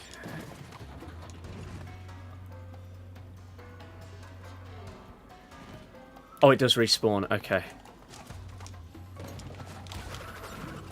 See, stuff like that, I definitely missed the first time round, so I wouldn't have been able to get all the crates.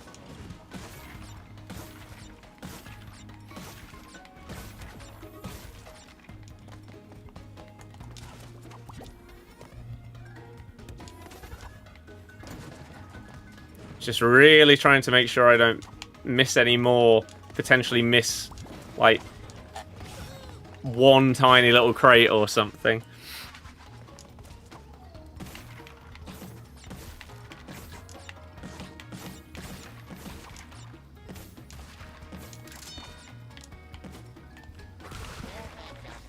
Right. Okay.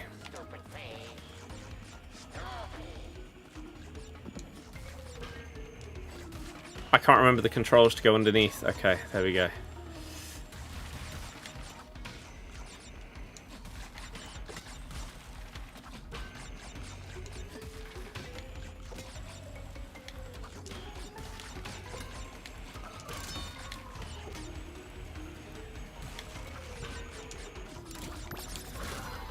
Okay. Believe that's every crate hit so far. Most likely would have missed that one last time as well. Oops. Is there a world where hitting that now is a problem? Let's hope not.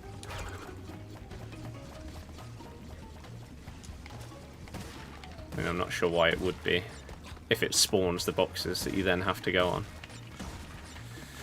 Right, okay. Let's see what we can see ahead of us. So we're going to have to go underneath to hit that box. That looks like it's going to be tight to get back up in time, though.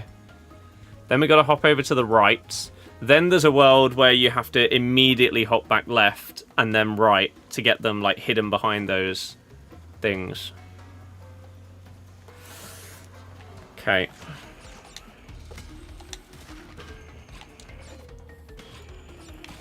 Like, straight away there.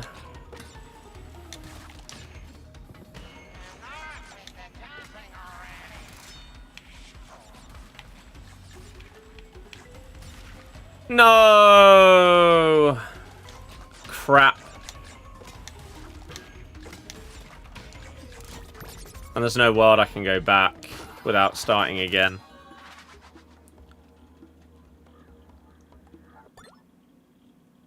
Oh, apparently I've died.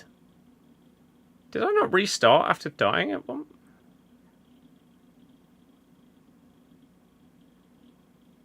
I'm not sure if there's any benefit to me continuing. Other than maybe trying to find the hidden gem. Which, I imagine, if there's like a dual route that you can take, surely it's somewhere on like this secondary route. Thought it might have been up there. Quite irritating but fun. Guessing you're going for insane relics. I'm going for everything. I am aiming to 100% this game. There's the hidden gem. I see it. Do you see it? It's right there. At the very top of that. Right. Okay. We also need to know, like, do I need to come back for any boxes here? No. So once we've gone up that left route, that's fine. See if there's any other missable boxes. Obviously, you'd have to blow all of those up.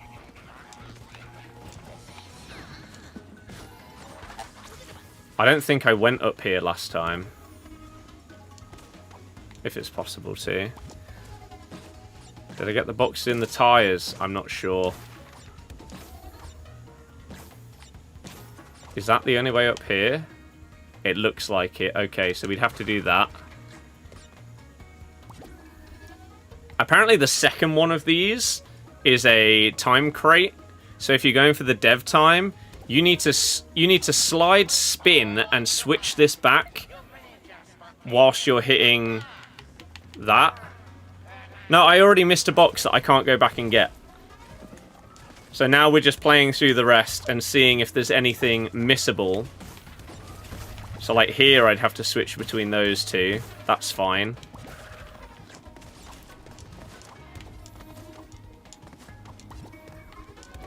And then we need to get up here. And there's the hidden gem. Okay. No hidden boxes up there is fine. Okay. So it's basically not missing any boxes on the rails. That's the hard part here. The rest is fine. That's not difficult to get. Unless I somehow missed a different box that was like hidden somewhere. But let's just hope that isn't the case.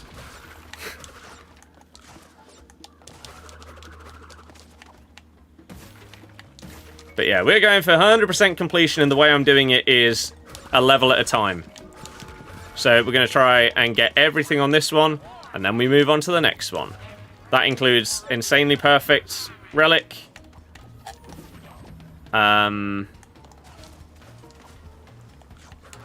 whoa. Time Trial, Platinum, everything. And then we move on.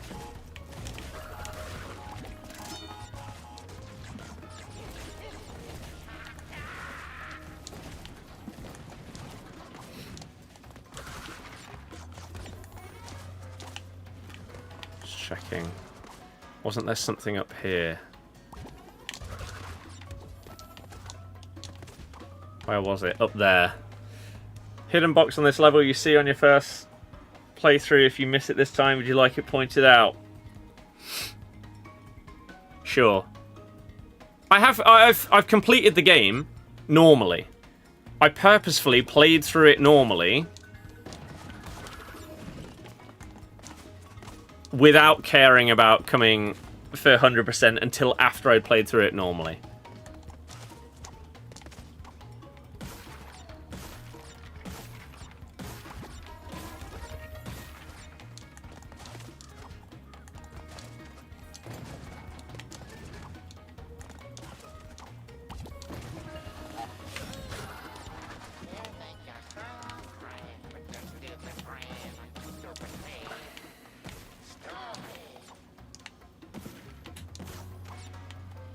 That's not possible. Right. Okay. Need the triple spin for times trials. Oh yeah. We've completed the first 2 levels.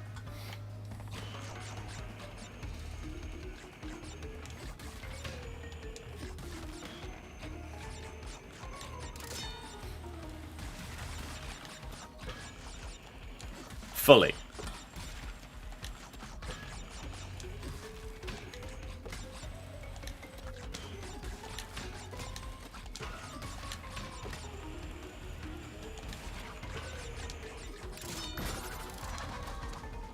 Okay.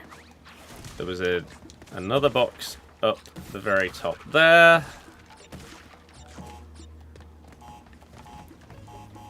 Time trial is really fun. I mean,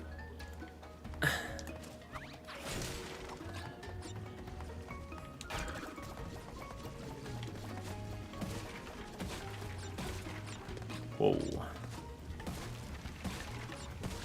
The time trials are just gonna be horrible. On the hard levels.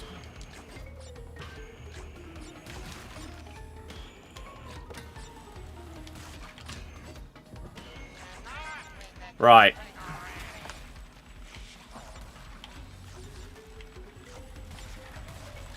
Okay.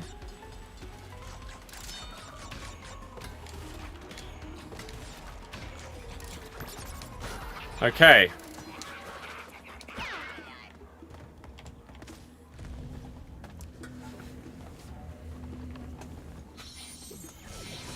So we can die in here. This is fine.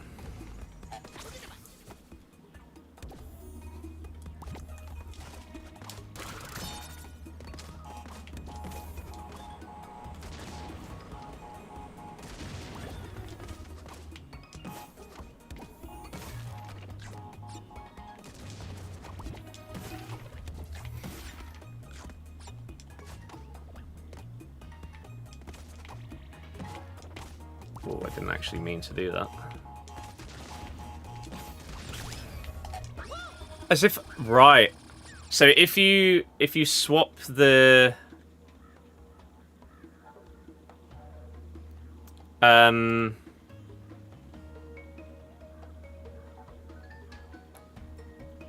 do I... If you swap into a box, it immediately destroys it, rather than like shoving you out to one side of it or something. Okay. Was I really still spilling? The left tire. Oh yeah. I did see that the first time round when I played it, didn't I? Yeah. I do remember that now.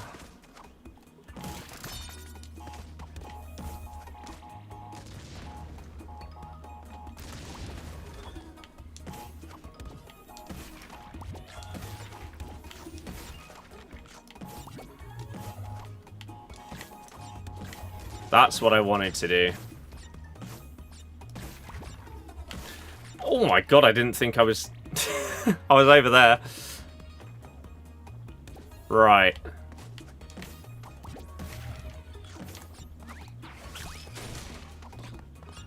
Oh Oh no, where have I missed one? Where have I missed something here? And I don't know if I can make that. Oh, I can.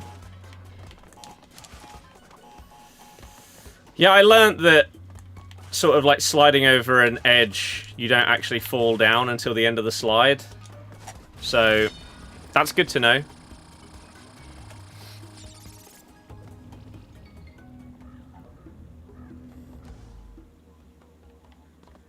Oh. Oh. Right. Did I spin that before I went in there? I don't know if I did. I don't know if I did. Well, crap. Well, if not, I know what I need to do.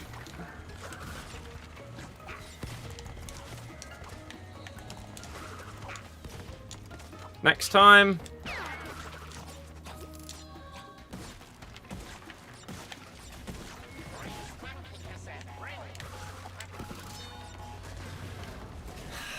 I'm not sure if I did it.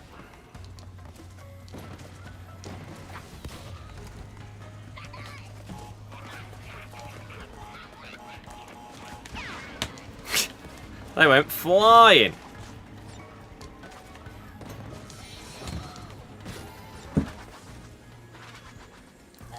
Right, so we need to do that to get up there.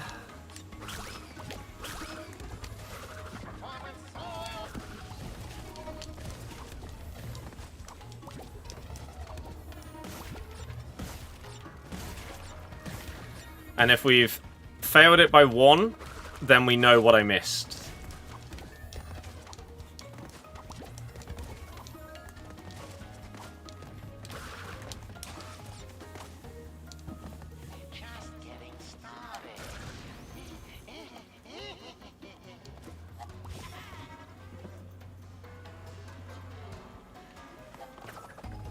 After literally looking at it as well.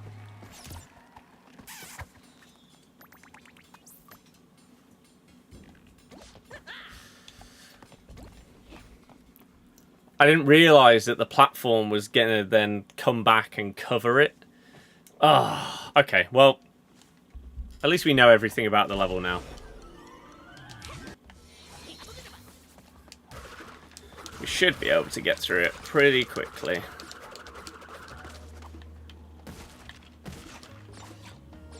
Quite frustrating? It's okay. That will be significantly worse later in the game on the levels that are way longer.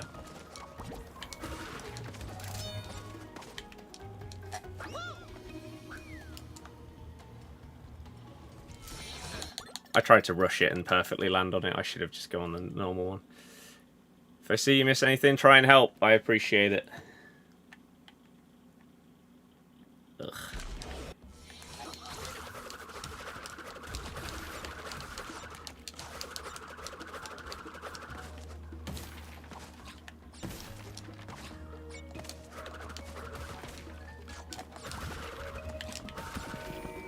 Ah, interesting that that's a possibility.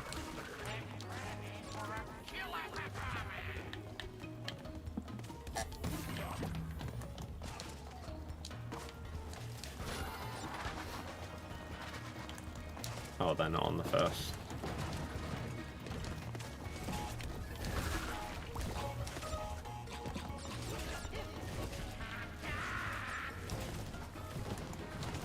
Okay.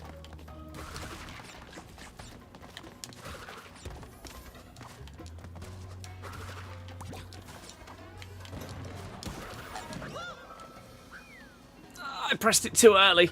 Gary, good. Thank you very much for asking. Yeah, I pressed it the tiniest bit too early. Or I should have gone a little bit further out before tapping it so that then I could spin back into it.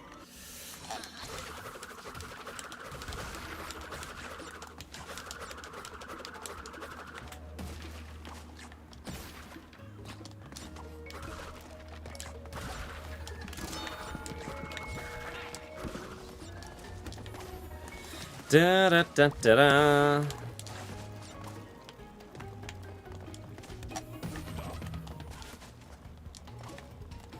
Let's play a little bit safe.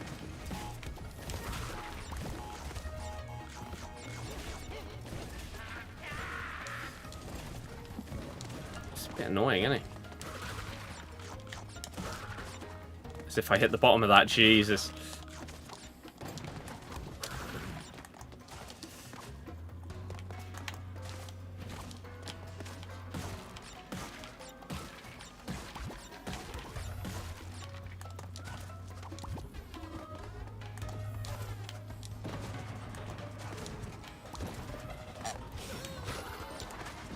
Tad close. At least it's a lot cooler today. I mean, it's still very warm in here, but it could be worse.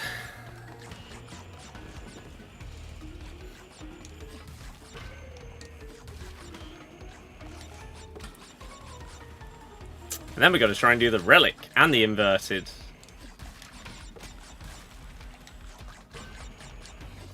But yeah, this is the way that I'm doing it, rather than like hopping between different levels and doing different bits here and there. We do each level until we've mastered it.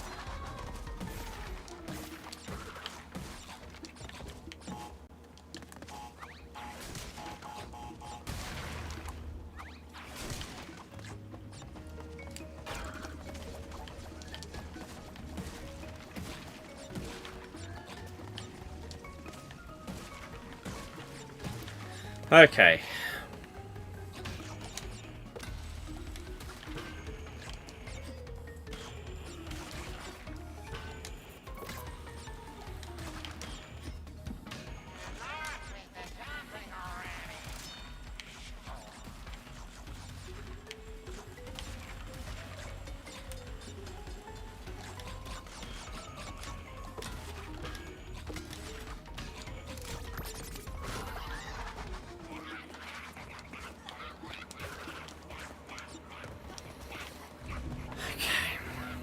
Yeah, I don't think I hit it last time. I don't think there was a different one that I missed.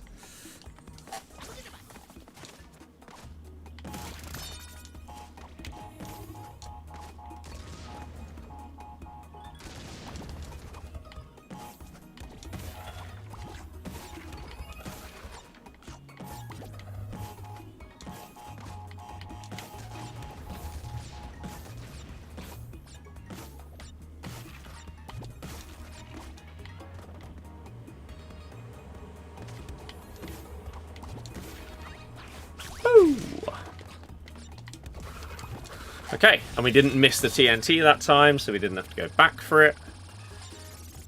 And now the platform comes back this side, and we get the box that's in that tyre.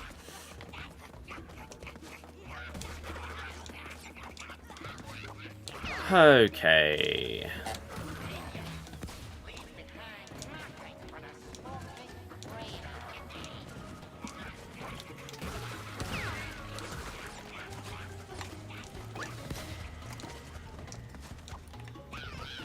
Do do do do.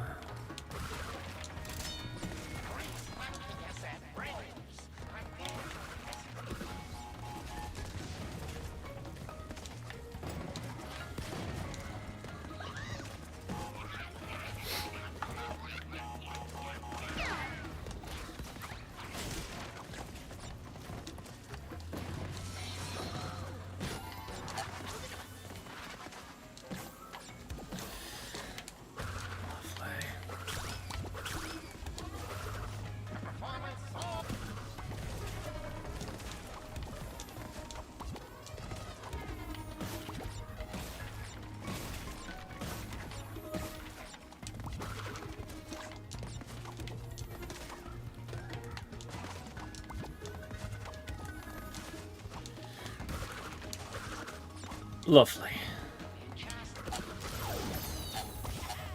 There we go. It will be a grind, yes.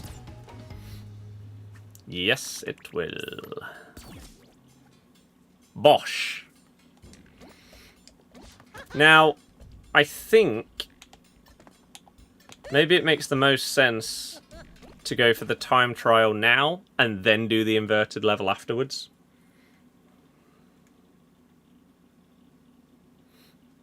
Rather than getting used to the inverted one, 100%ing that, and then coming back to this. Right. I don't know exactly where these crates spawn.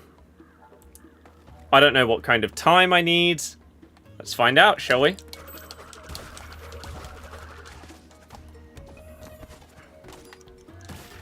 I mean, this is my first instance. Oh, there's no time there. Okay, just want FC26 now. Love the start of the game. Hell yeah. So yeah, this is my first instance of time trials where you need a mask. Or you have a mask.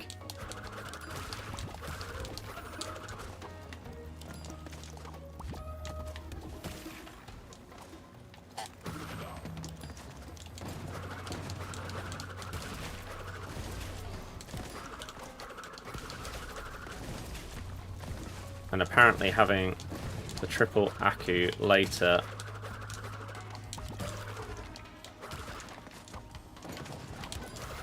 Whoa. Oh, I'm just gonna...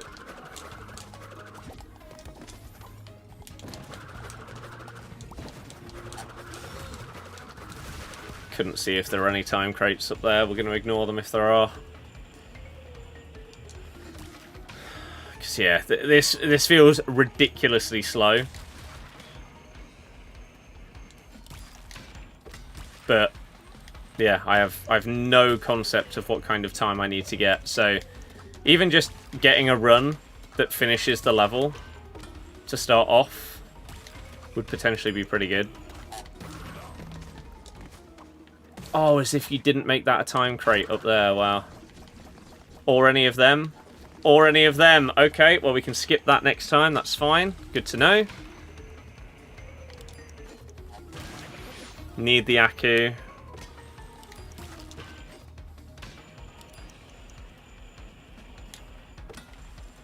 I could have got... There's a bonus 3 seconds that I could have got there by burning the Aku, but I just didn't know. I couldn't tell whether they were time. Would there be extra time up on the left? Probably. But surely it's not enough to warrant going that way.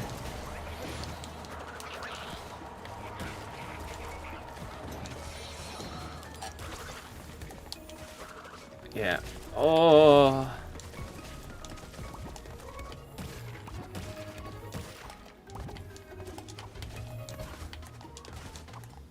There's probably time up on the left there as well. Right, how far away are we? Is it like less than a minute?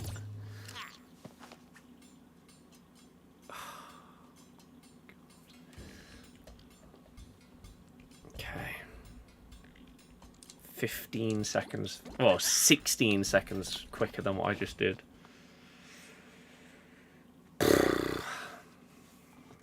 We're going for him. That's too much. You say that, but Everton are going to sign Dibbling for like 45. Right.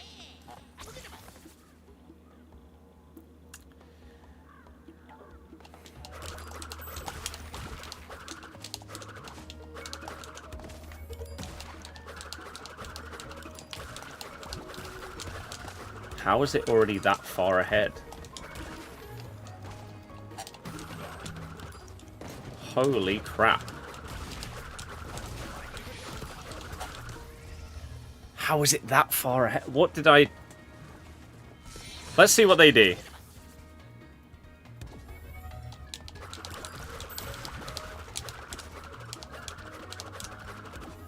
I mean, they don't miss that crate.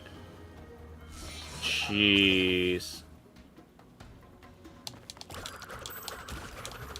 That doesn't help.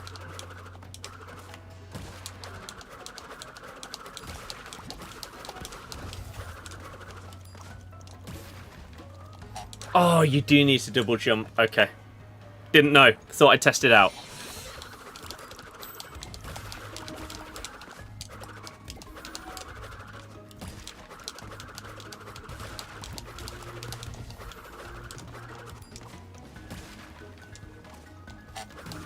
They're still so far ahead.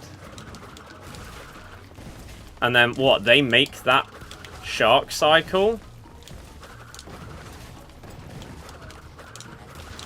Crap.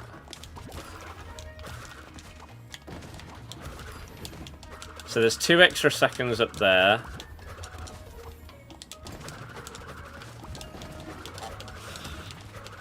I mean, Jesus, man. I think I was 20 seconds getting on the railings. I have no idea what I was the first time.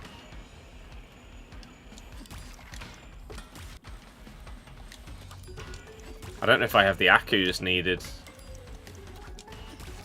for the rest of the level, though.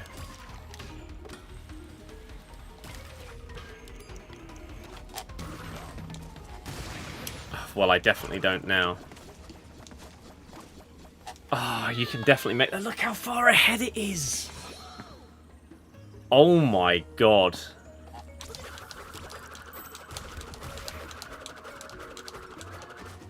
As I said, I saw...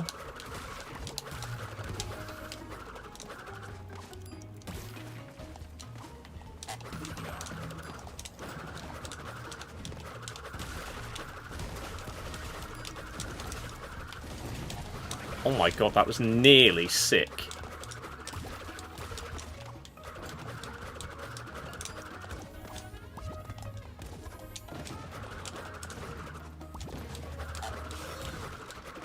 I mean, we're at 15 seconds that time around. How on earth I managed to get between the sharks, I don't really know. But we did burn an Akku, didn't we?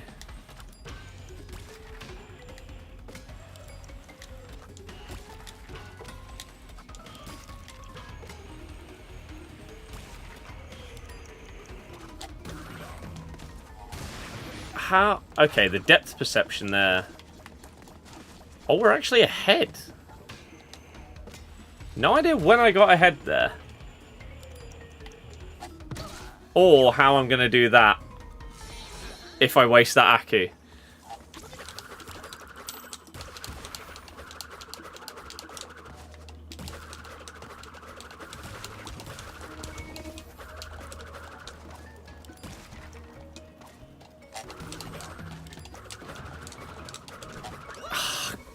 This is going to be so difficult.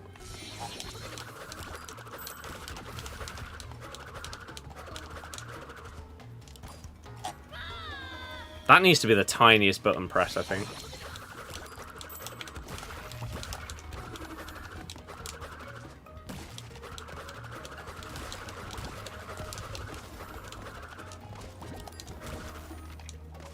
Like, that's fine.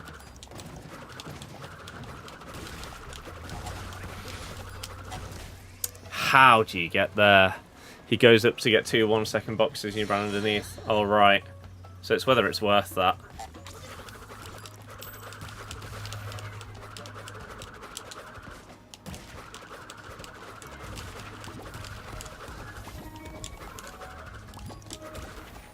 I feel like I got so unbelievably lucky with those sharks.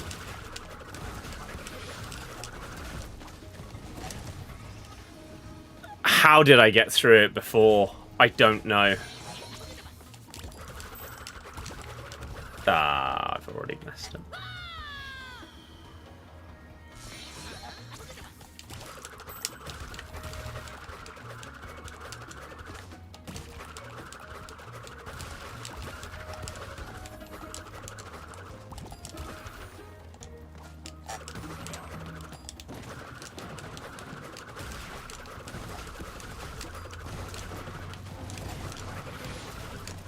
I mean, I burnt one.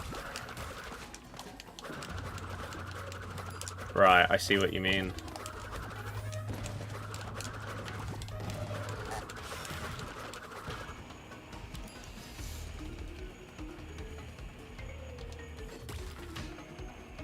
I mean, we got on the rails at less than 14 seconds that time.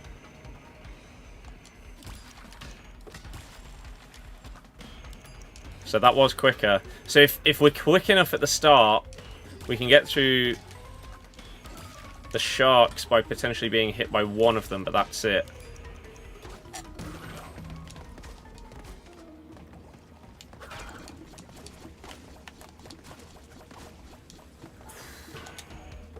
Right, I mean, we have an Aku.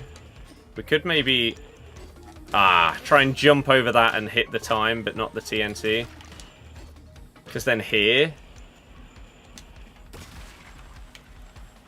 I mean, I got some of it that time. Better than before.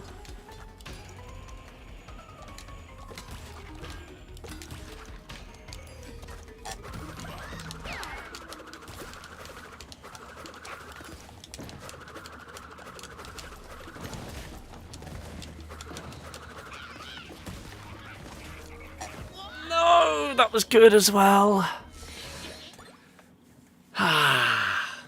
Damn it. That was going to be so much quicker.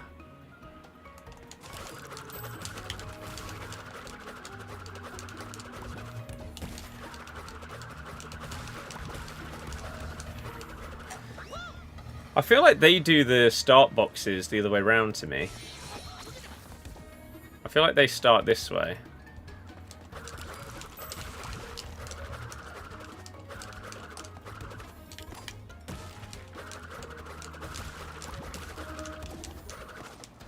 Oh my god, this is dreadful. So we won't be fast enough for the Sharks. Oh, I mean, that was a mess from the very beginning.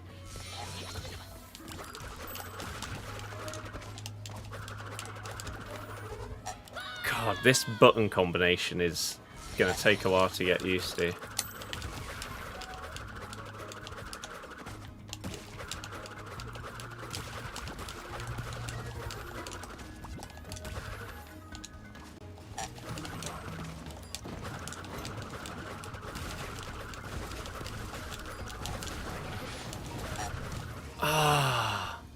See, this time I only got hit once there.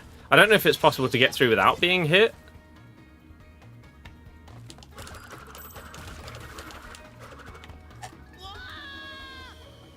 I need to get a decent run that gets close to the end. Or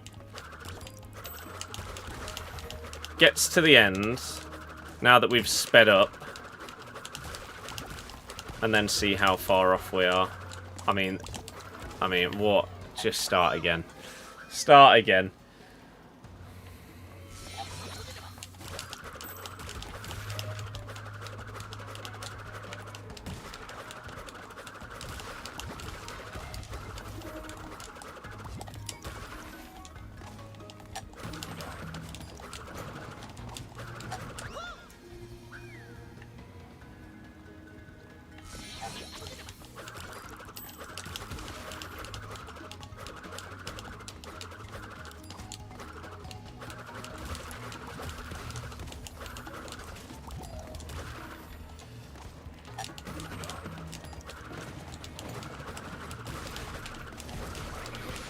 That means you miss that cycle, you miss all three of them.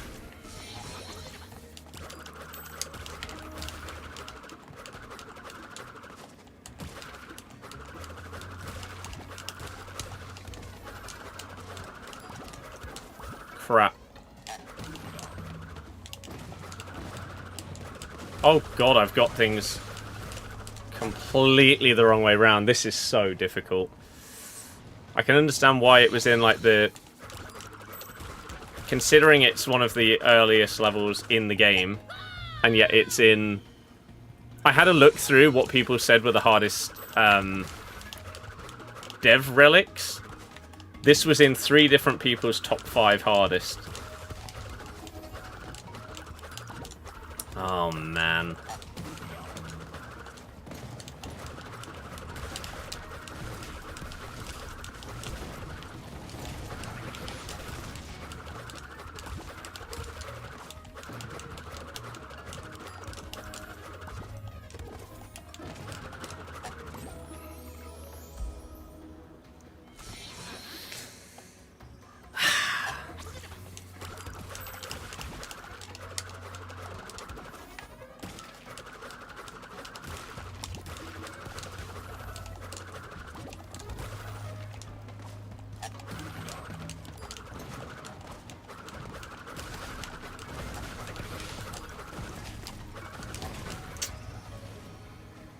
See, that felt like I was further ahead than the ghost than previously, and yet I was too slow for the shark. Oh, do you have to double jump there? Maybe you can slide jump.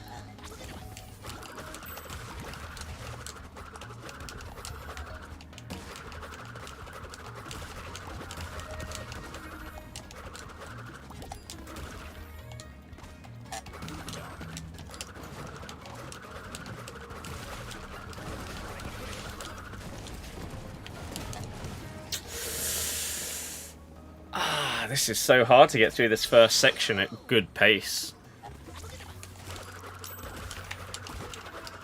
I mean, it doesn't help if you're accidentally pressing the wrong button.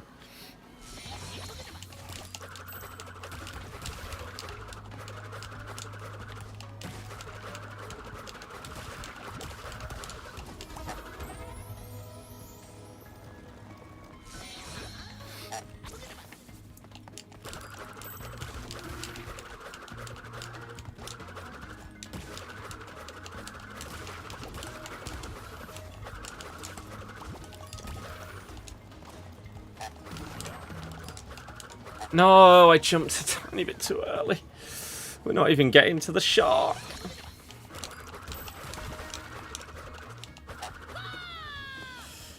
That has to be the way that you're supposed to start.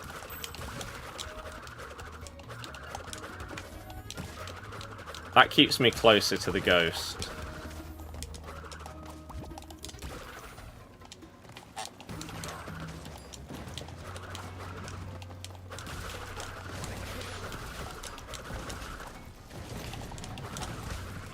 I think I just had to commit there and get through. Damn it, man.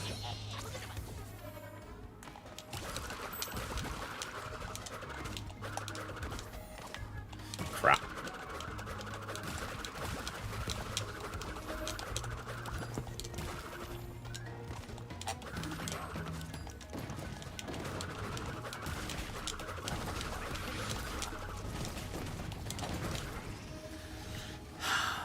I have absolutely no idea what I did differently to get through this before. Is the problem here. I think I got hit by the third shark.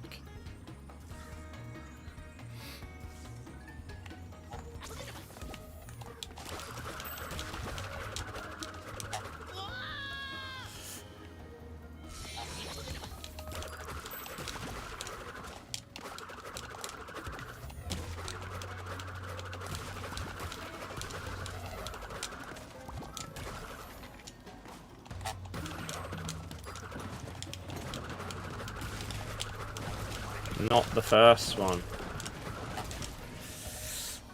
How did I get there that quick?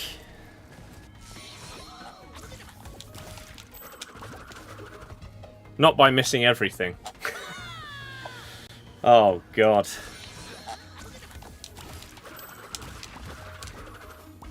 I don't even know what buttons my hands are going into, like...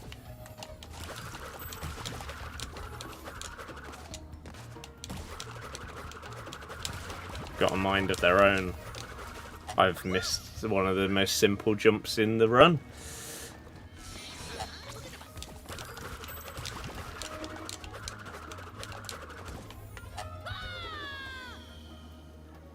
I mean, it's probably better that we're dying early. Because otherwise it would just be an absolute nightmare.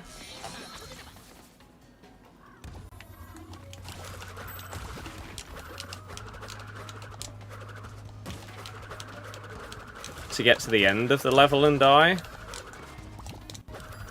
Crap. Oh, you don't have to double jump there. But we still get hit by the damn shark. But that's interesting to know.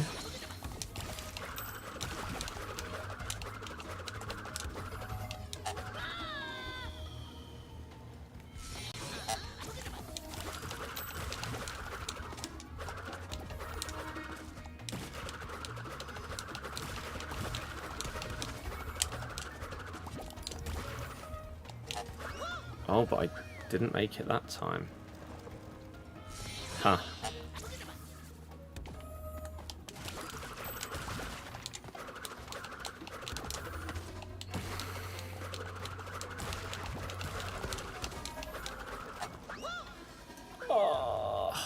I'd like to at least get past the sharks a couple of times, though.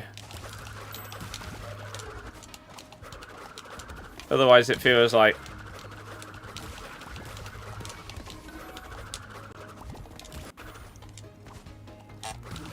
even despite all of the goes.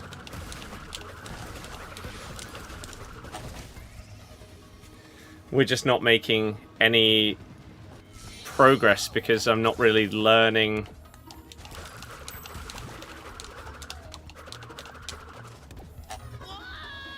I'm not learning or...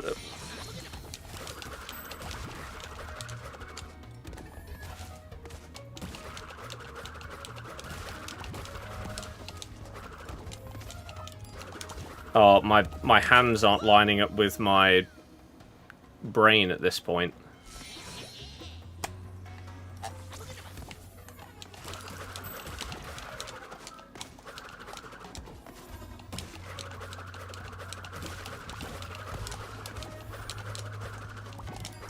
No. Okay, well, there's 3 seconds gone.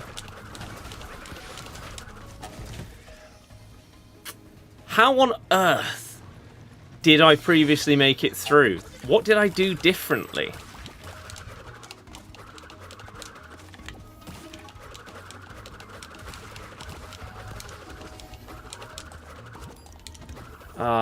It'd be a difference if, like, oh my god, if half the time I was making it through, but I haven't in ages.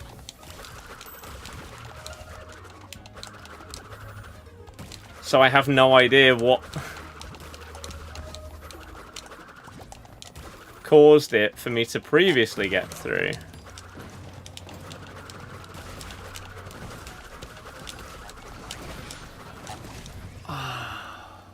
See, I didn't get hit until the second shot that time, and yet the third one still at me.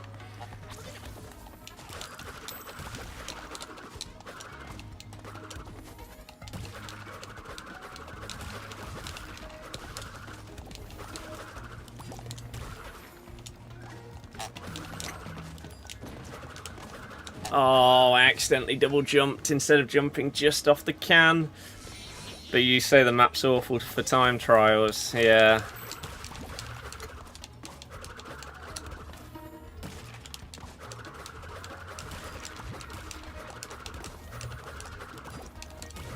It does seem that the difficulty jump from the 2 previous to this is huge. This shark section is crazy. Because surely, in order to get the platinum, I can't wait there. Surely that's too slow.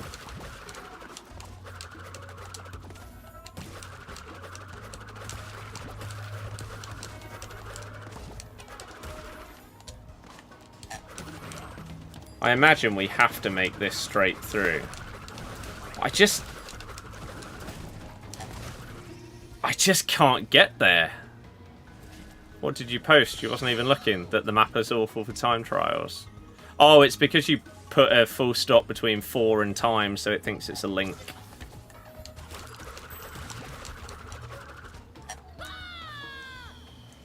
Oh, this is terrible.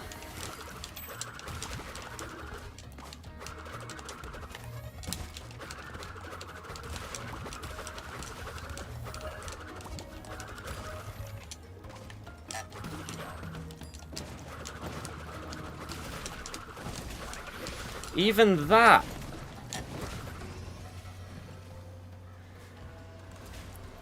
See, I'm intrigued why they pause on the 3rd can and then they like slide. Can you go under the shark? Is that a thing? Is that the solution here?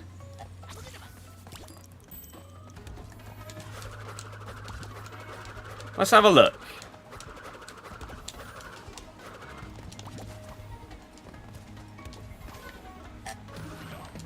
Can you slide jump underneath it? No.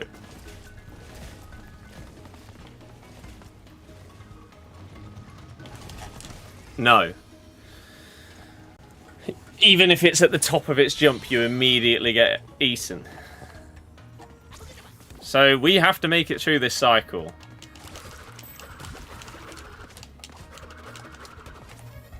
Which seems crazy difficult. This is one of those runs where my hands just don't line up with what I'm wanting to do.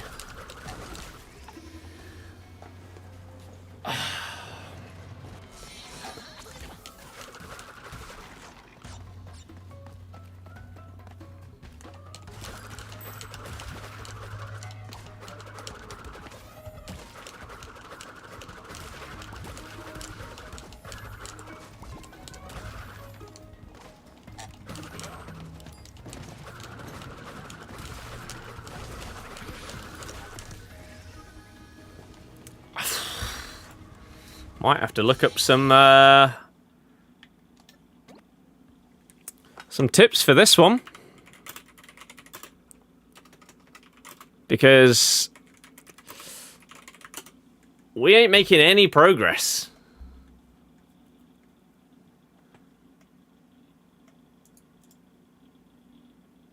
You know what? Also, we needed to save 15 seconds off of our time to get that platinum relic. Which, by the way, the AI overview, hazardous waste platinum relic. Why does it come up with toxic waste? The AI overview on Google is awful. Crash Bandicoot for the hazardous wastes. Shall we see? Shall we see what someone else does? And then, yeah, you've got the dev time. I'd love to know what the dev time is on this. Is this them? The hazardous wastes. It's not even in this video. Well, that's good. Fantastic. Absolutely fantastic. Crash 4.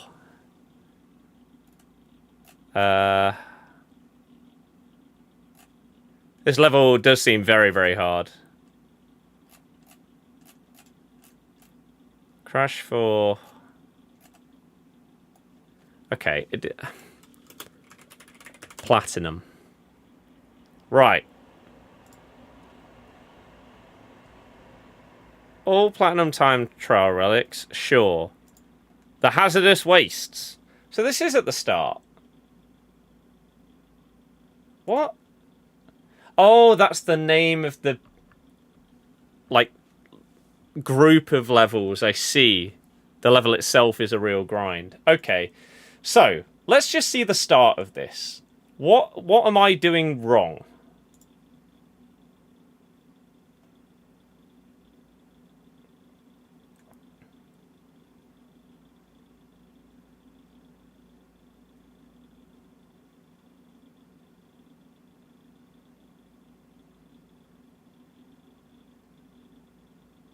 They wait. They wait again.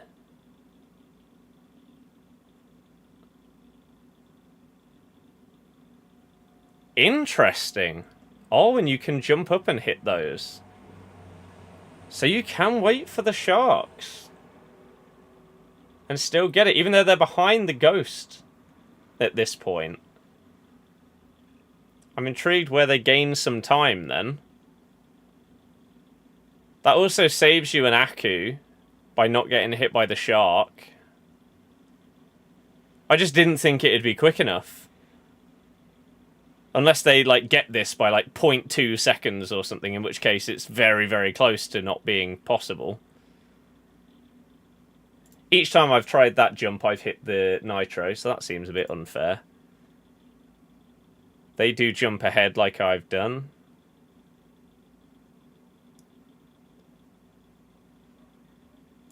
Clever. Clever. Ah.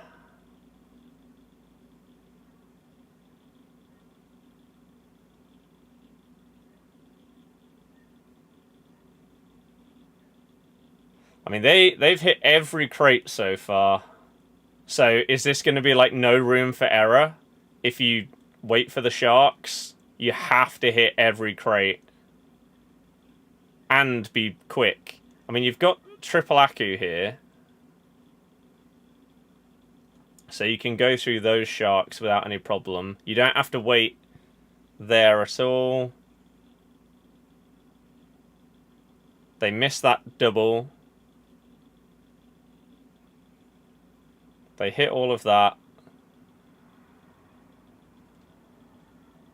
55.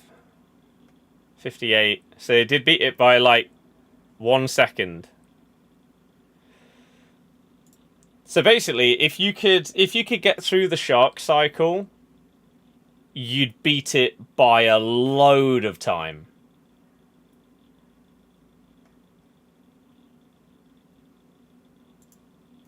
But if not, it's really close. What the hell is the developer time on this level? That's a real grind. Developer relic. What time is this? 37:71.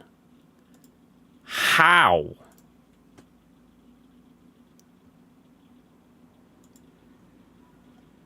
You need the Akus to fly through the second lot of sharks. Ah, yeah, true. True.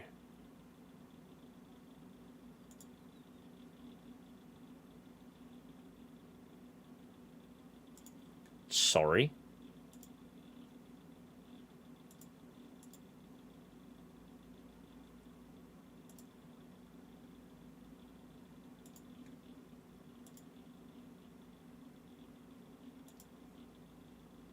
How do they slide jump off of nothing?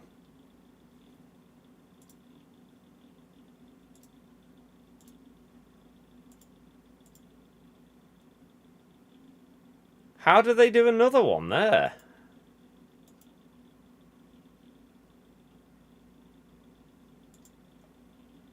What?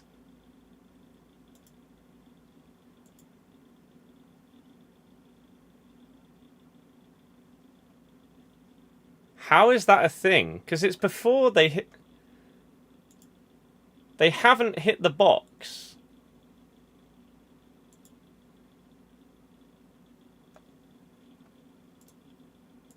Okay, I don't understand that at all. So that's already dumb, but okay.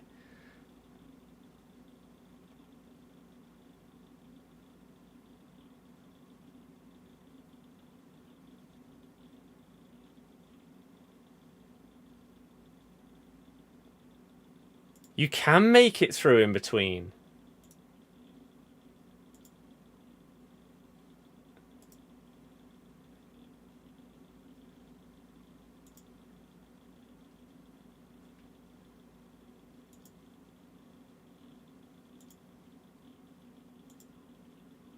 Wow.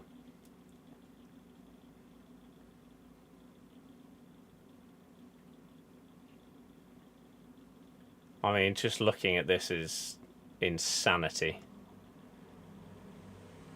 You can't save any time on the rails. Spin slide jumps get through the gap. Yeah, does look like it.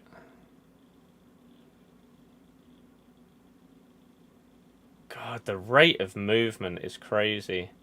And they get that jump perfect. So that is possible. Okay, so you don't have to go up on the right-hand side. You can jump into it if you get the jump right.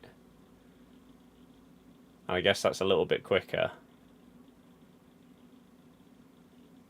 Again, they can't save any time here.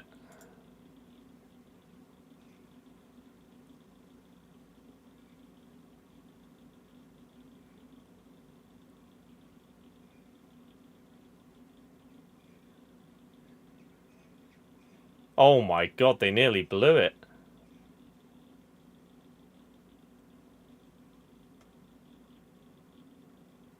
That's just an absolute joke.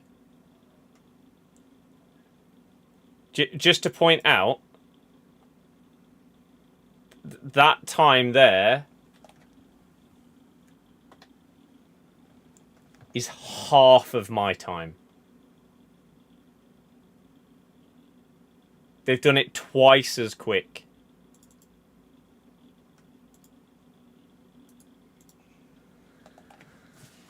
Jesus Christ.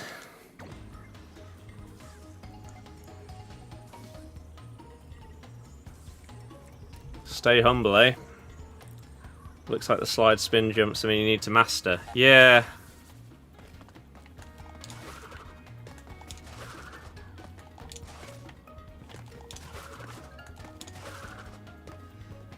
That's used more than triple spinning. It is, yeah.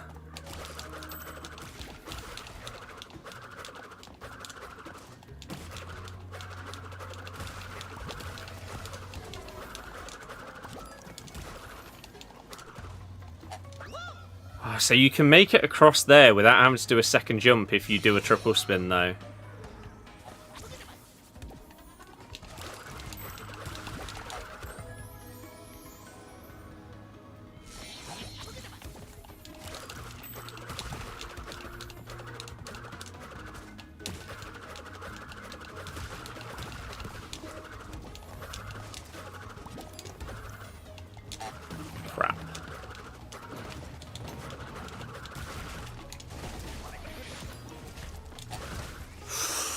I guess you've just got to get the timing right on... I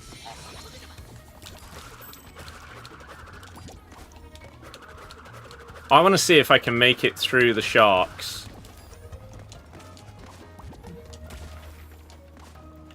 Without an Aku. Actually, that gets us two attempts at it. I want to see if I can get through with a slide spin.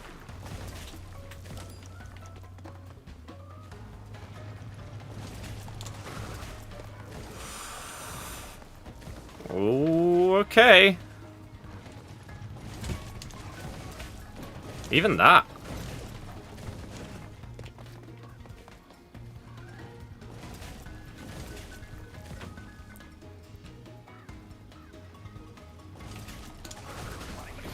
But then that one hit me.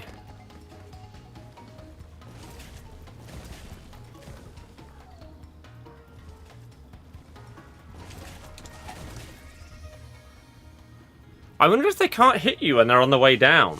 So as soon as it gets to the peak, that's when you can go?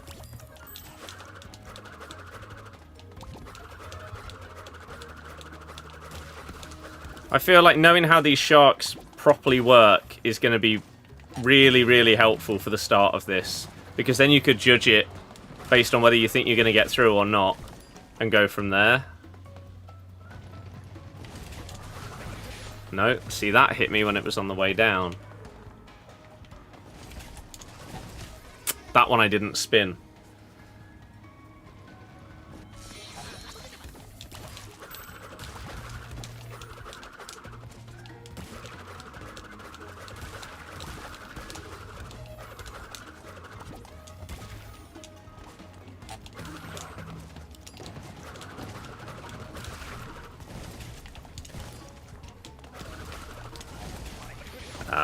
Crap.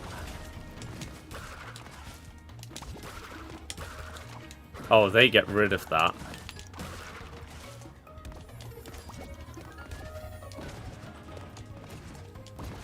Just for a bit more practice on the rest of it, we'll keep going.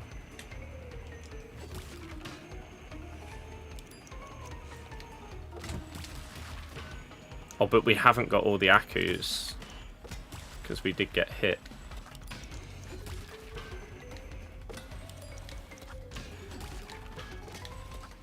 I think we need to get this jump here.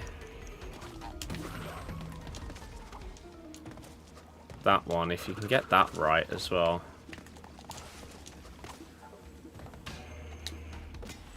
And then knowing the timing of this one. That was pretty good.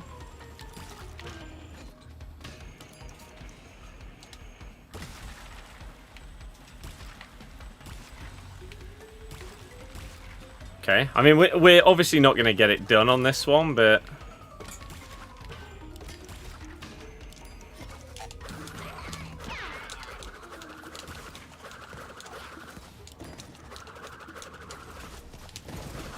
So, like, we can burn an Aku there.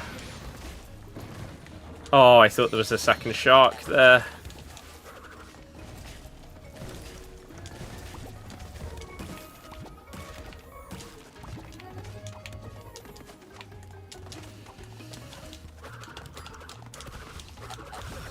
What did I need to get? Wait, did I just do it? Oh. That felt really slow. I mean, to be fair, we have just watched someone do it in 20 seconds faster than that. So maybe that's why it felt really slow, but there you go. Did not expect that to be anywhere near fast enough.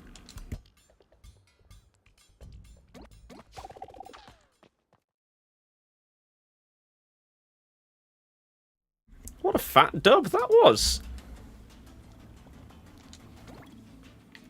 Maybe we need to watch the people do the dev time trials and try and utilize some of their technique, but obviously not all of it. I'm not going to get... Like, I'm not shaving 21 seconds off that time anytime soon. That felt so slow, though. But we did do a couple of things in that one that I didn't before. That jump across to the right rail, hitting the time box, but not the TNT, that was perfect. And also jumping up to hit the 2 time ones that you can run across the top for. Cool. Well. Hell yeah. I thought we were going to be stuck on that for so long. But yes, slide, spin, jump does look like it's pretty important. Right, what on earth?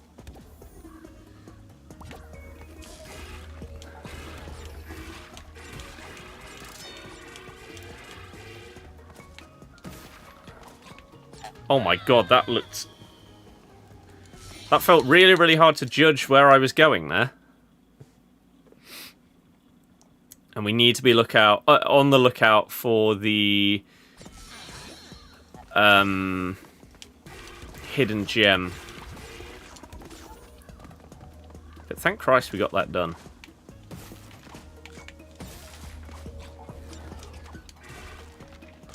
And I think this might be the way that I go about each level, is doing the normal version and the relic.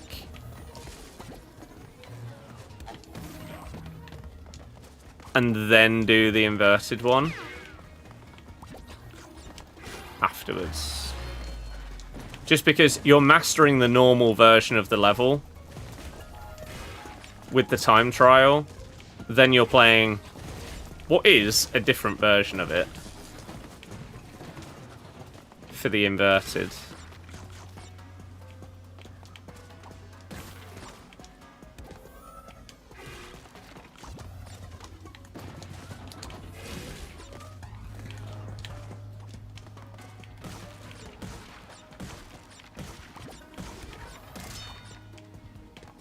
Okay.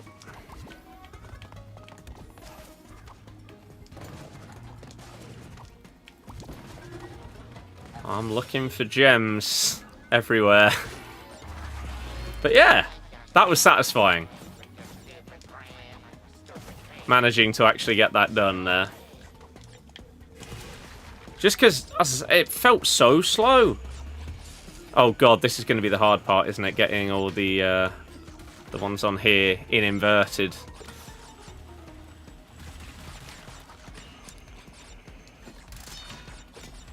When this is the thing that was hard normally. Let alone when we're going the other way.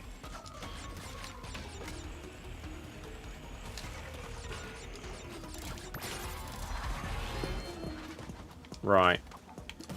Oh, I did not pay any attention if there was a hidden gem on that section either. If there was, it was well hidden and I completely missed it.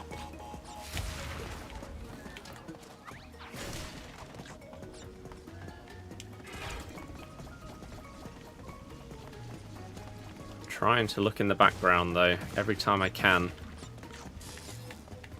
But hey ho!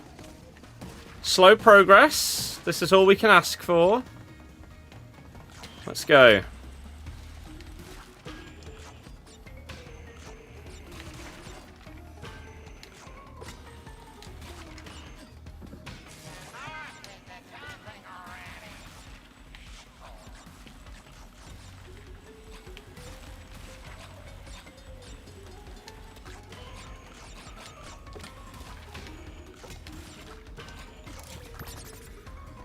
Okay.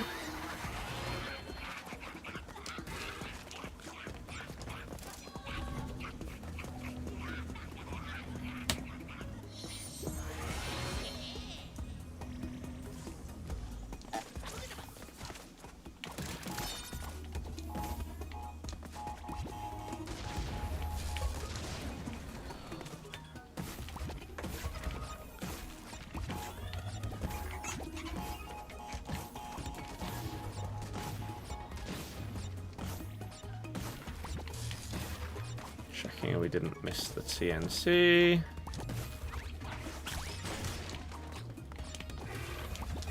Nice! And I mean, I don't need to get the insanely perfect relic on this, but if we can do it without dying, that'd be pretty good.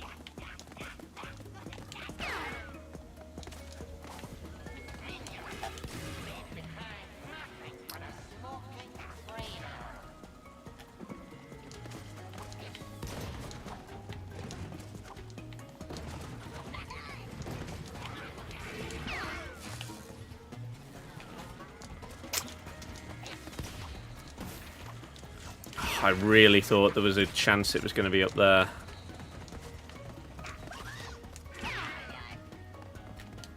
Or is it like all the way over there somewhere? No.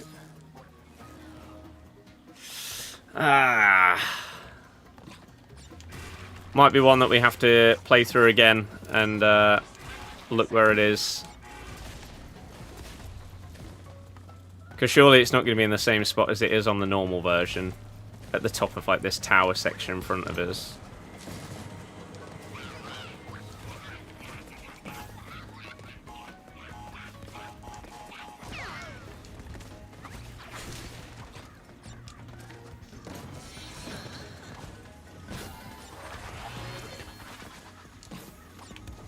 This game is so damn good though. Really is.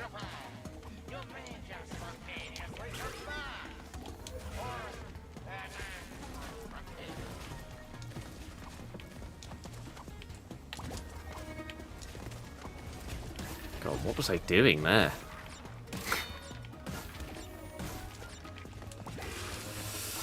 Well, we are very much getting to the end of this, and I have not seen a gem. So, unless... Nah, not in the same spot. I don't know where it was.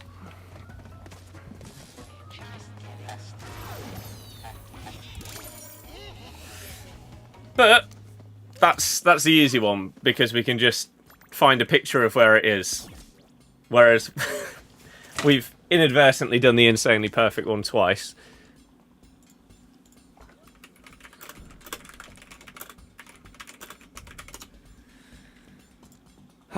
Where is this hidden gem then? About a third of the way through the level, you'll come across 6 floating crates, one of which needs to be phased in. Jump on the metal box and look to the right to see a box in the air. Oh, it's up on top of that. Okay. Okay. That's not too bad. And we're going to test the theory where if you pick up the hidden gem and then leave the level, whether it saves it or if you have to complete it.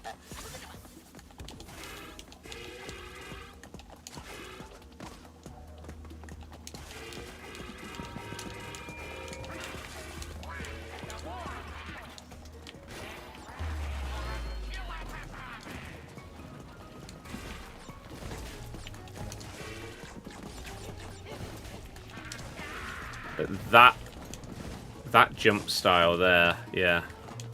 Getting good at that.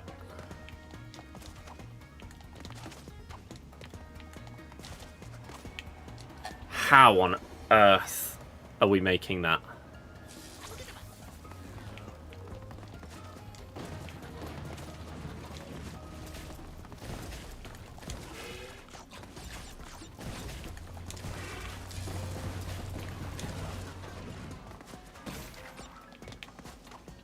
Unless you can make it from jumping off of here.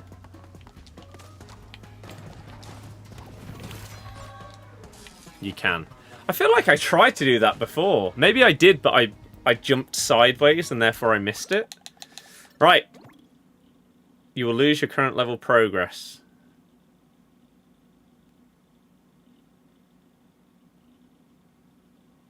Let's test it. Just for future reference. It's not like it's a hard one to get. Right, it doesn't count.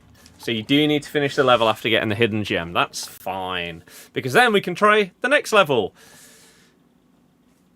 We've actually progressed.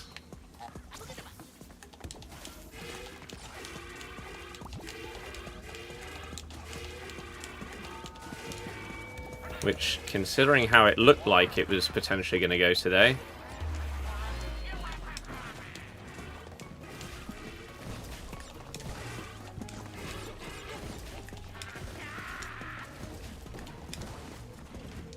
Getting that down is not going to be as easy as it might seem. Okay. Now just finish the level.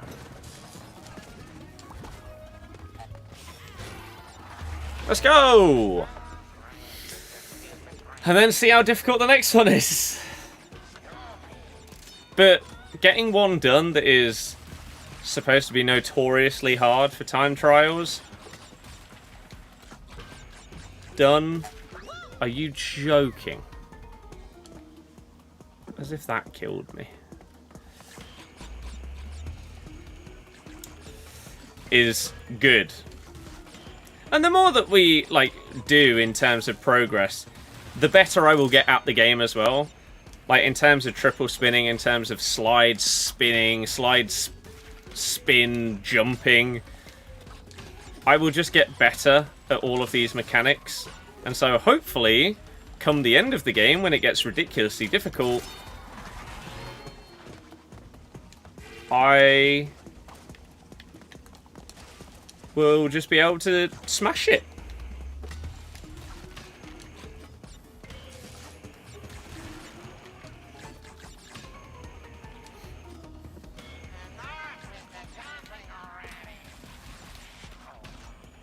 And I don't need this, do I? Although I don't actually know how many lives I have.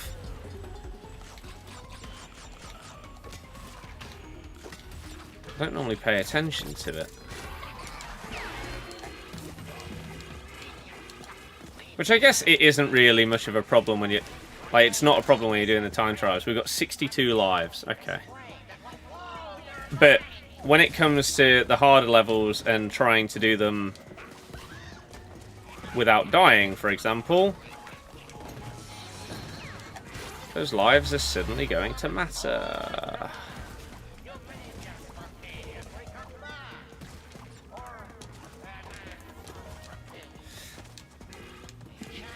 There we go. Right. A real grind. Done. Lovely. 3 levels down. 35 to go. But look at that. We're getting there. Why doesn't that have a tick?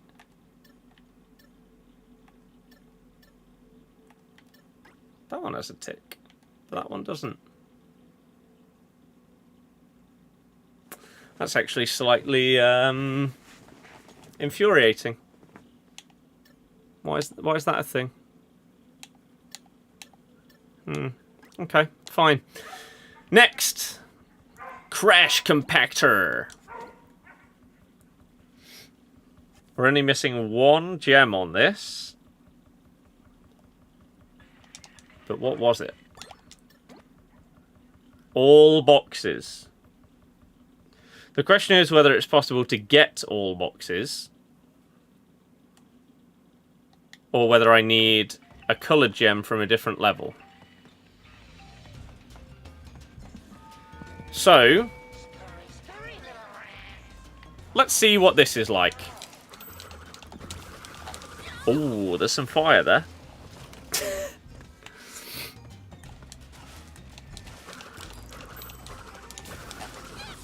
Right, is that on a cycle that I can just wait for?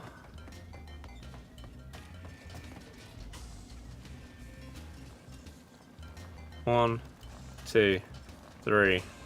1, 2, 3, 4. So it's on for just over a second and then takes 3 more to go. How long does it take me to get over there? I think we go as soon as it turns off. No. Okay. So maybe as it turns on.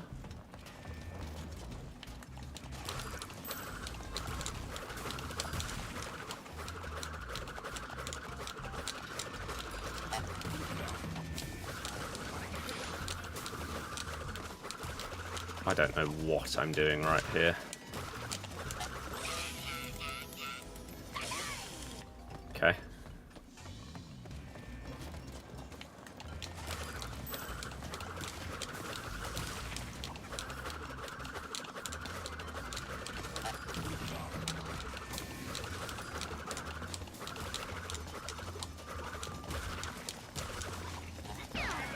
Come. Oh, I didn't know if you could get up there.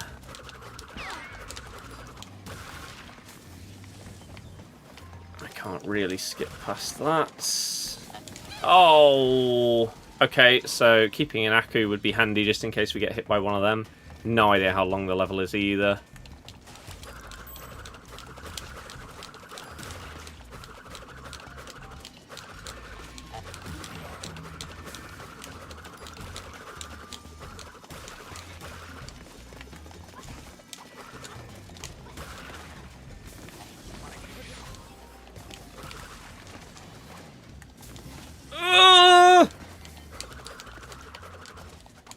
I don't know where I'm going.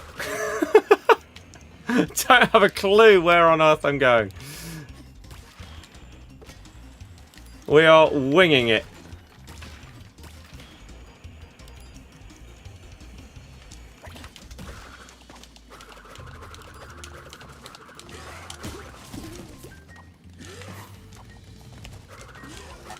No! Okay.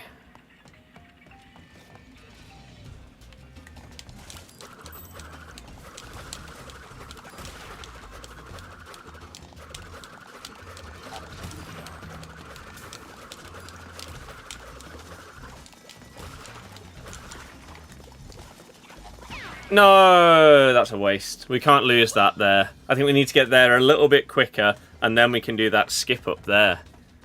I wonder how many levels feature skips like that, because that is pretty sick. Oh, I didn't wait. Can you go quick enough that you don't need to wait? No.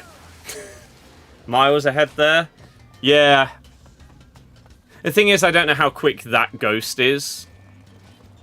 That might be like the gold relic ghost. Well, we missed a second there.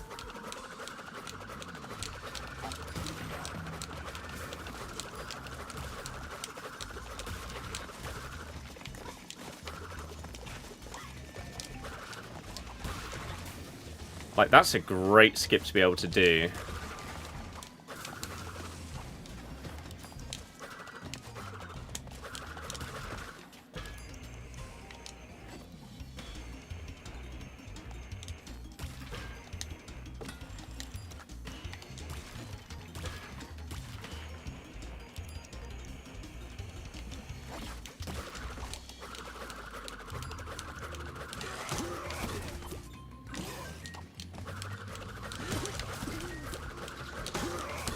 Absolutely winging this.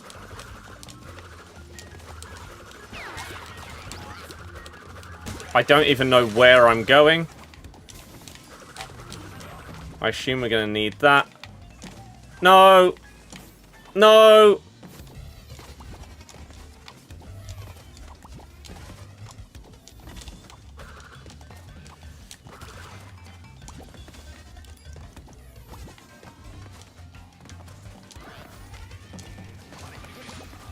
I'm hoping for the best that the end of the level is this way. Right. What kind of time did we get and what do we need? Oh, God, it's another 12 seconds at it. Or taken off. I mean, there were potentially a lot of crates that I just didn't even acknowledge were there because we were sort of in autopilot mode once we got halfway through that level, and I didn't know where I was going. I feel like the first half was pretty good. But then it felt like, okay, we've actually made it this far. Let's just go, go, go. And there might have been like a couple of easy crates that I could have got to save a chunk of time. I don't know. And I don't know if there were any other skips that I missed. I mean, I know that I bounced on things a couple of times more than I needed to at some points. That was definitely something that I did wrong. So we learned from that.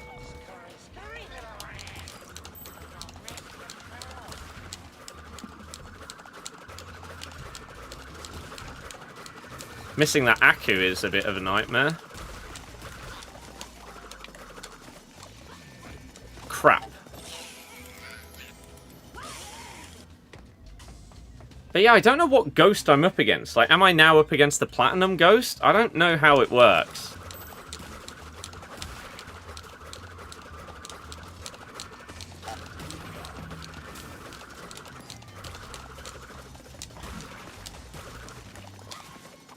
No! Can we go round that? Right. Let's see if we can get close to keeping up with them.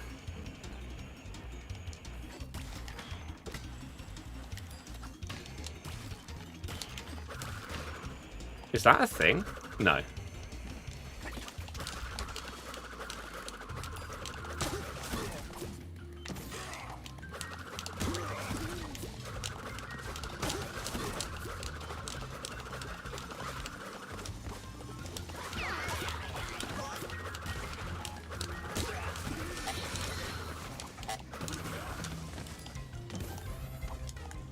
No! The finger slip. Oh, we got ahead there as well. You could skip a platform.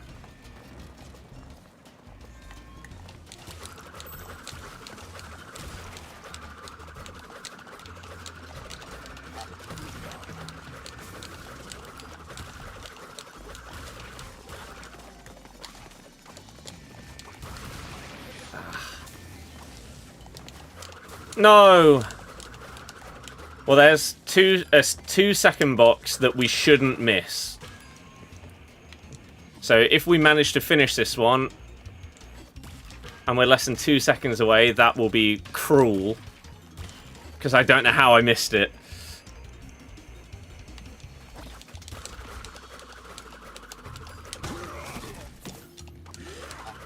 No! I went a bit too early. I should have paused there. Okay.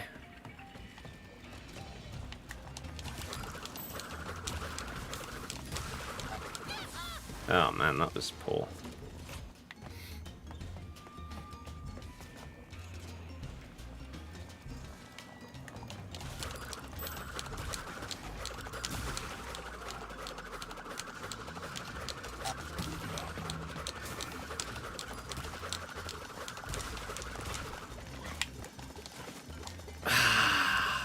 Oh, what?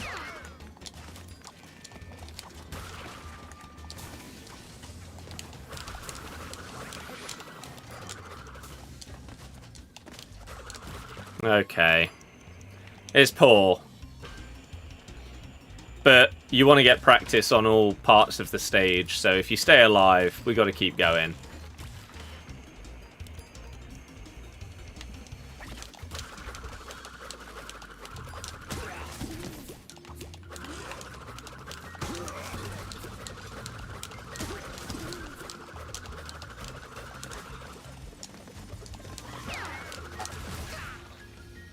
Oh, is that TNT on there?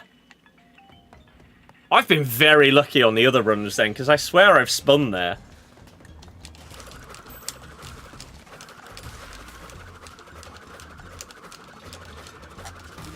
I just didn't know it was TNT.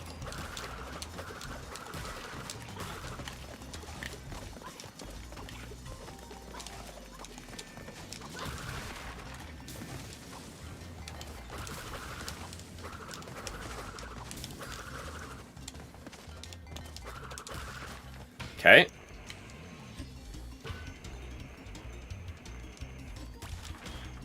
I mean, we're ahead.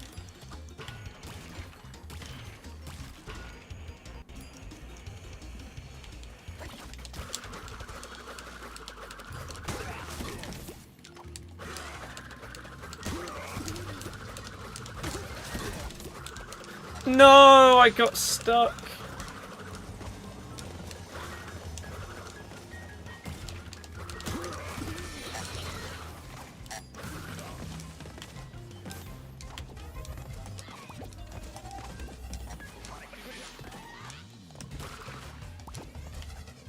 No, get down there. Oh. Damn it.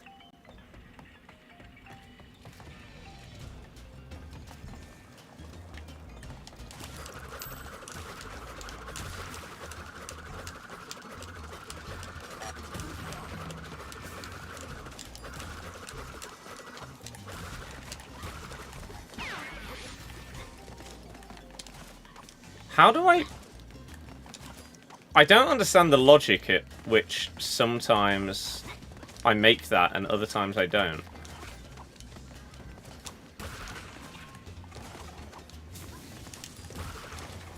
Again, we could do with learning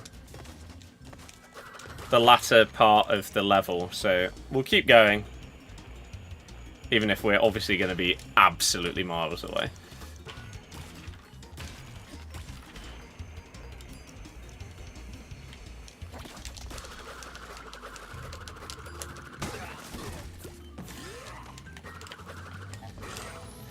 Could have gone. Interesting, his cycle was different than previous. I thought it would be based on the guy at the bottom.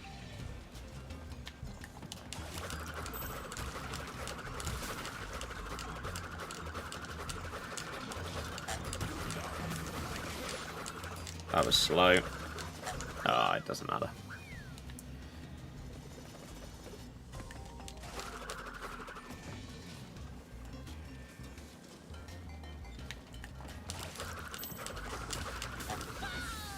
I missed the initial slide.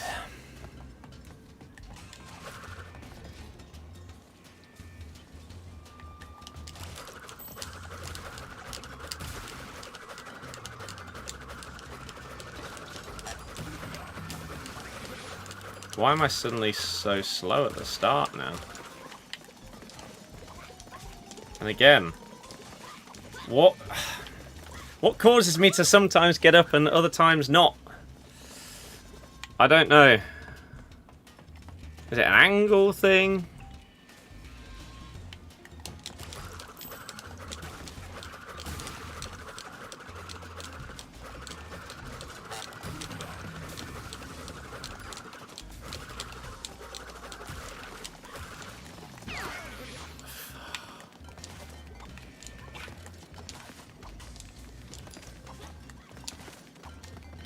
So what's the difference there?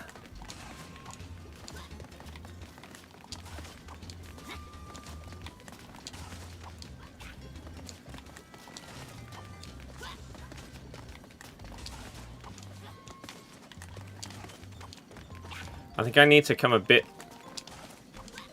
towards the camera on the first jump. Okay.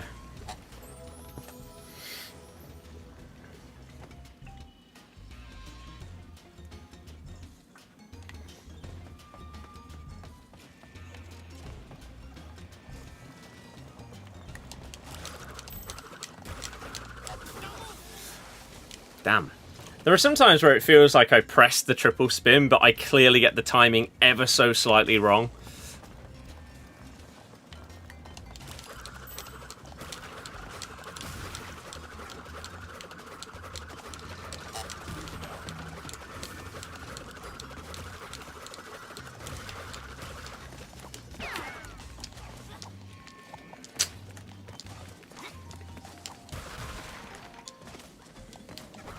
Oh.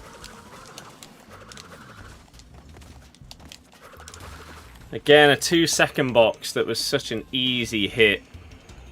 Missed. But we haven't got to the end in a while, so... Well, we've only got there once.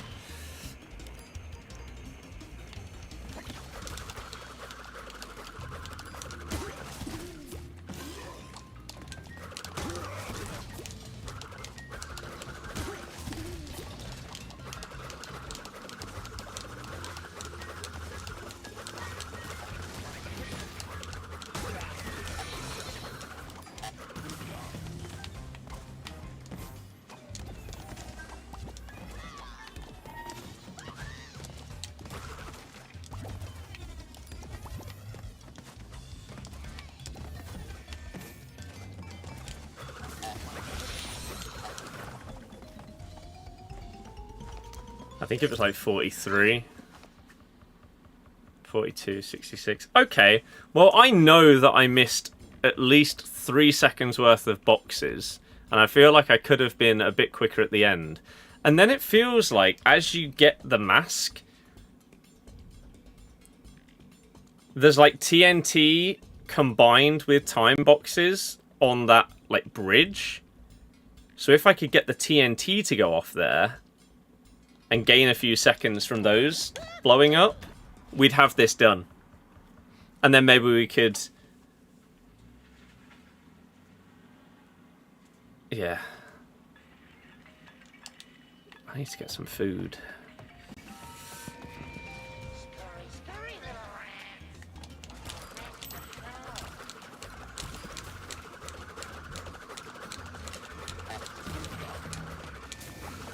I knew what I was getting myself into with that previous level, if we got there today. This has gone better than I thought. And I know we're still very early in the game.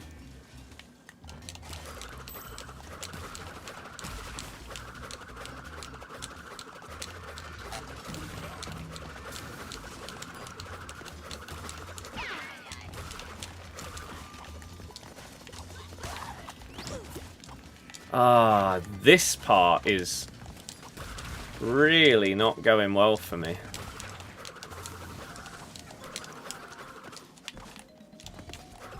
This is ever so slower than last time. Which I don't really understand the ghost being that much further ahead when the time getting on the rails was basically the same.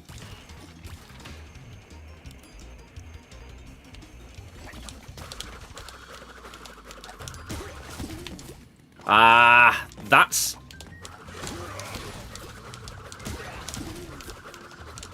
Maybe we made the time up though. Ah, see there, if I can hit that TNT that's on the bridge.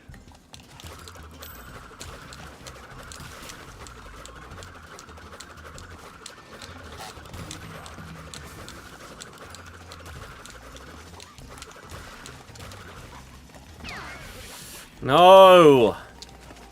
Oh, this is annoying.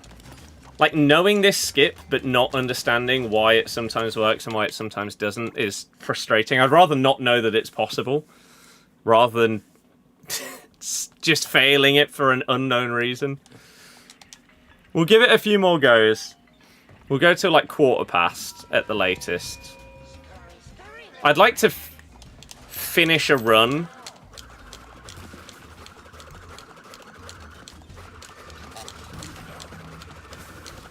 I mean...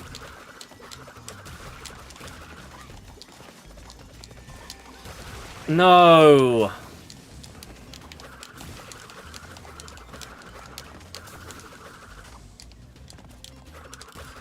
Okay.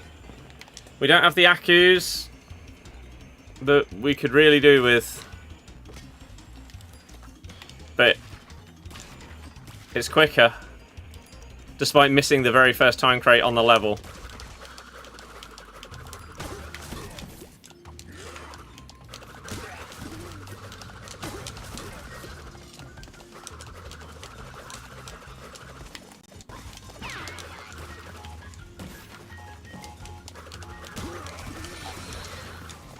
I'm hoping that was worth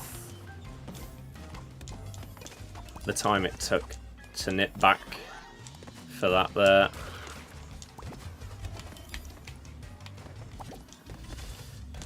No, you moron. Ah, that was so good as well. That could have been it.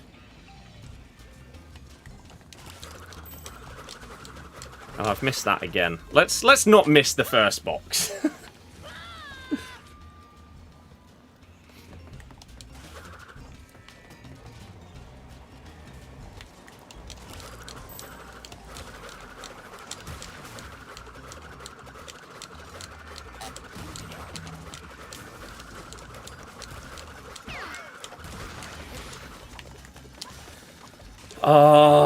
And then we can't mess that up either. Although, I don't know why I'm messing it up. I don't know what I'm doing wrong. I could do this, man.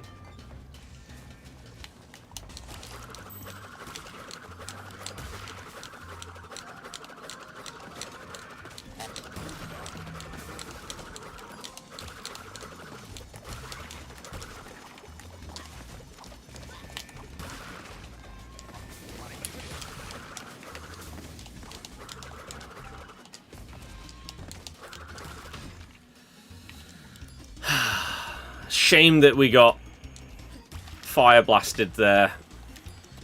Keeping that Aku could have been absolutely huge.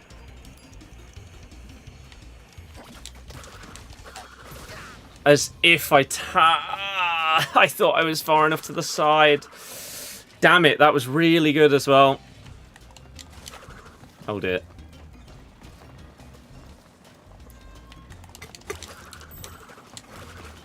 Okay, I mean, yeah, sure.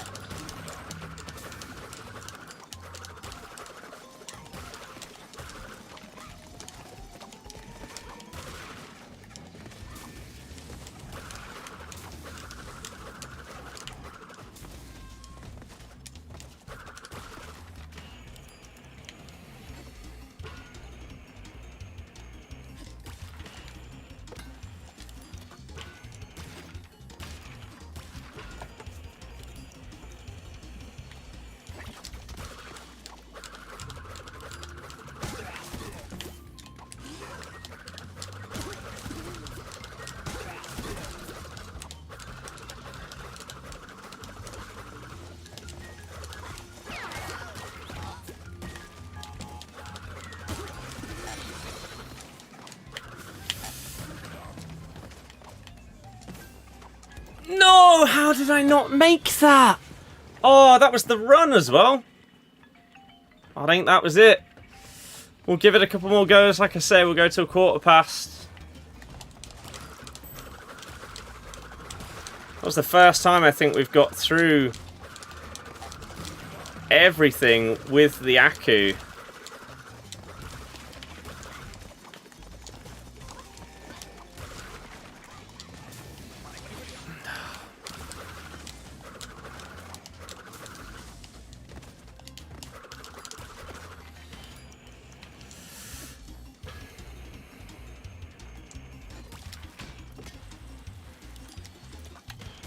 Yeah, it was way quicker. Way quicker.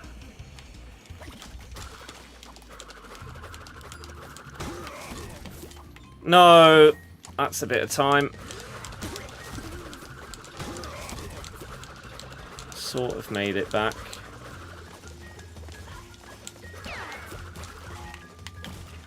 No!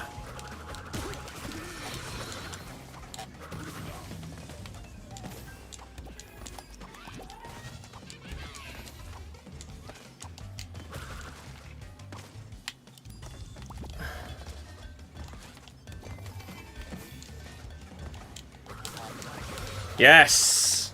Easy, right? Wasn't it 42 something? There we go.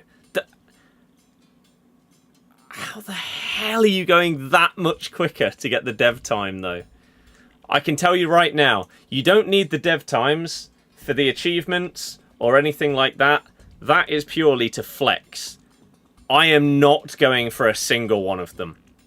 No chance in hell. It's not worth the time, effort, and sanity that it would take in order to get them. The platinums are going to be hard enough.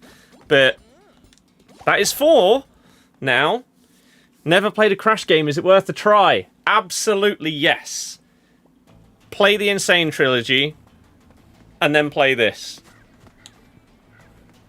So I do still need to do the insanely perfect relic. I also need to get all the crates, and we need to do the inverted on here. And then I guess it's onto the flashback tape. Oh, but I've already done that one perfectly. Okay. Played as Crash and Skylanders. That's the arguably the worst iteration of Crash Bandicoot in history. If that's the one where like he talks, like with a normal voice, then from everything that I've seen, and I've watched a lot, played a lot of Crash, that's the worst one of all time, in my opinion. Skylanders as a concept was cool. I guess you sort of had like the amiibo effects there, but David, I'm not doing one more. I'm getting some food and I'm playing some Battlefield with my mates. Is what I'm going to do. So we will continue with Crash. We're doing okay so far, right? We've got 37% completion. We've got 4 platinum relics, 3 insanely perfect ones as well. We're getting there. Slowly but surely. But today we got 3 platinums. So that's not bad. They are obviously going to get harder and harder and harder as the game goes on. But I'll get better at the game as we go on. So no worries there. It'll be fine. And yeah, we'll do more Crash soon. Probably not tomorrow because we'll be looking at pre-season stuff. And then I'll be watching the first game of the season, but we'll have to wait and see. You got more content coming out from me tomorrow on this channel. You've got on YouTube Squad Roulette with Tom, and then on the Footy channel you are going to have a like analysis of the first game of the season once that's finished. Saturday you're going to have an upload on the Footy channel of talking about the like first domino to fall in the La Liga game that's being held in Miami. I won't be live that day. There won't be an upload on this channel because I'm in Preston and Blackpool. Sunday though we'll be streaming. So you'll get a stream tomorrow, you'll get a stream on Sunday, and you'll also get a Footy channel upload on Sunday of the vlog of the Preston away game. You'll then get an upload on Monday on the Footy channel and on Tuesday. So, loads of stuff coming out football-wise. Few things coming out on FC content, but of course we're getting towards the end of the year. We're more looking towards FC 26. We might start doing like rating predictions and stuff like that. So thank you very, very much, everybody, for watching, especially those of you that chill with us through other games like Crash Bandicoot and Rocksmith and all of that stuff. We want to do more and more and more of that, especially as summer goes on. And the only reason we haven't done a few more this week is because my PC was overheating. We were dropping 80% of our frames. What can you do? But today seemed fine. No one complained about any dropped frames at all or any issues on any platform. So that's a dub. Hopefully that means we're back to normal now.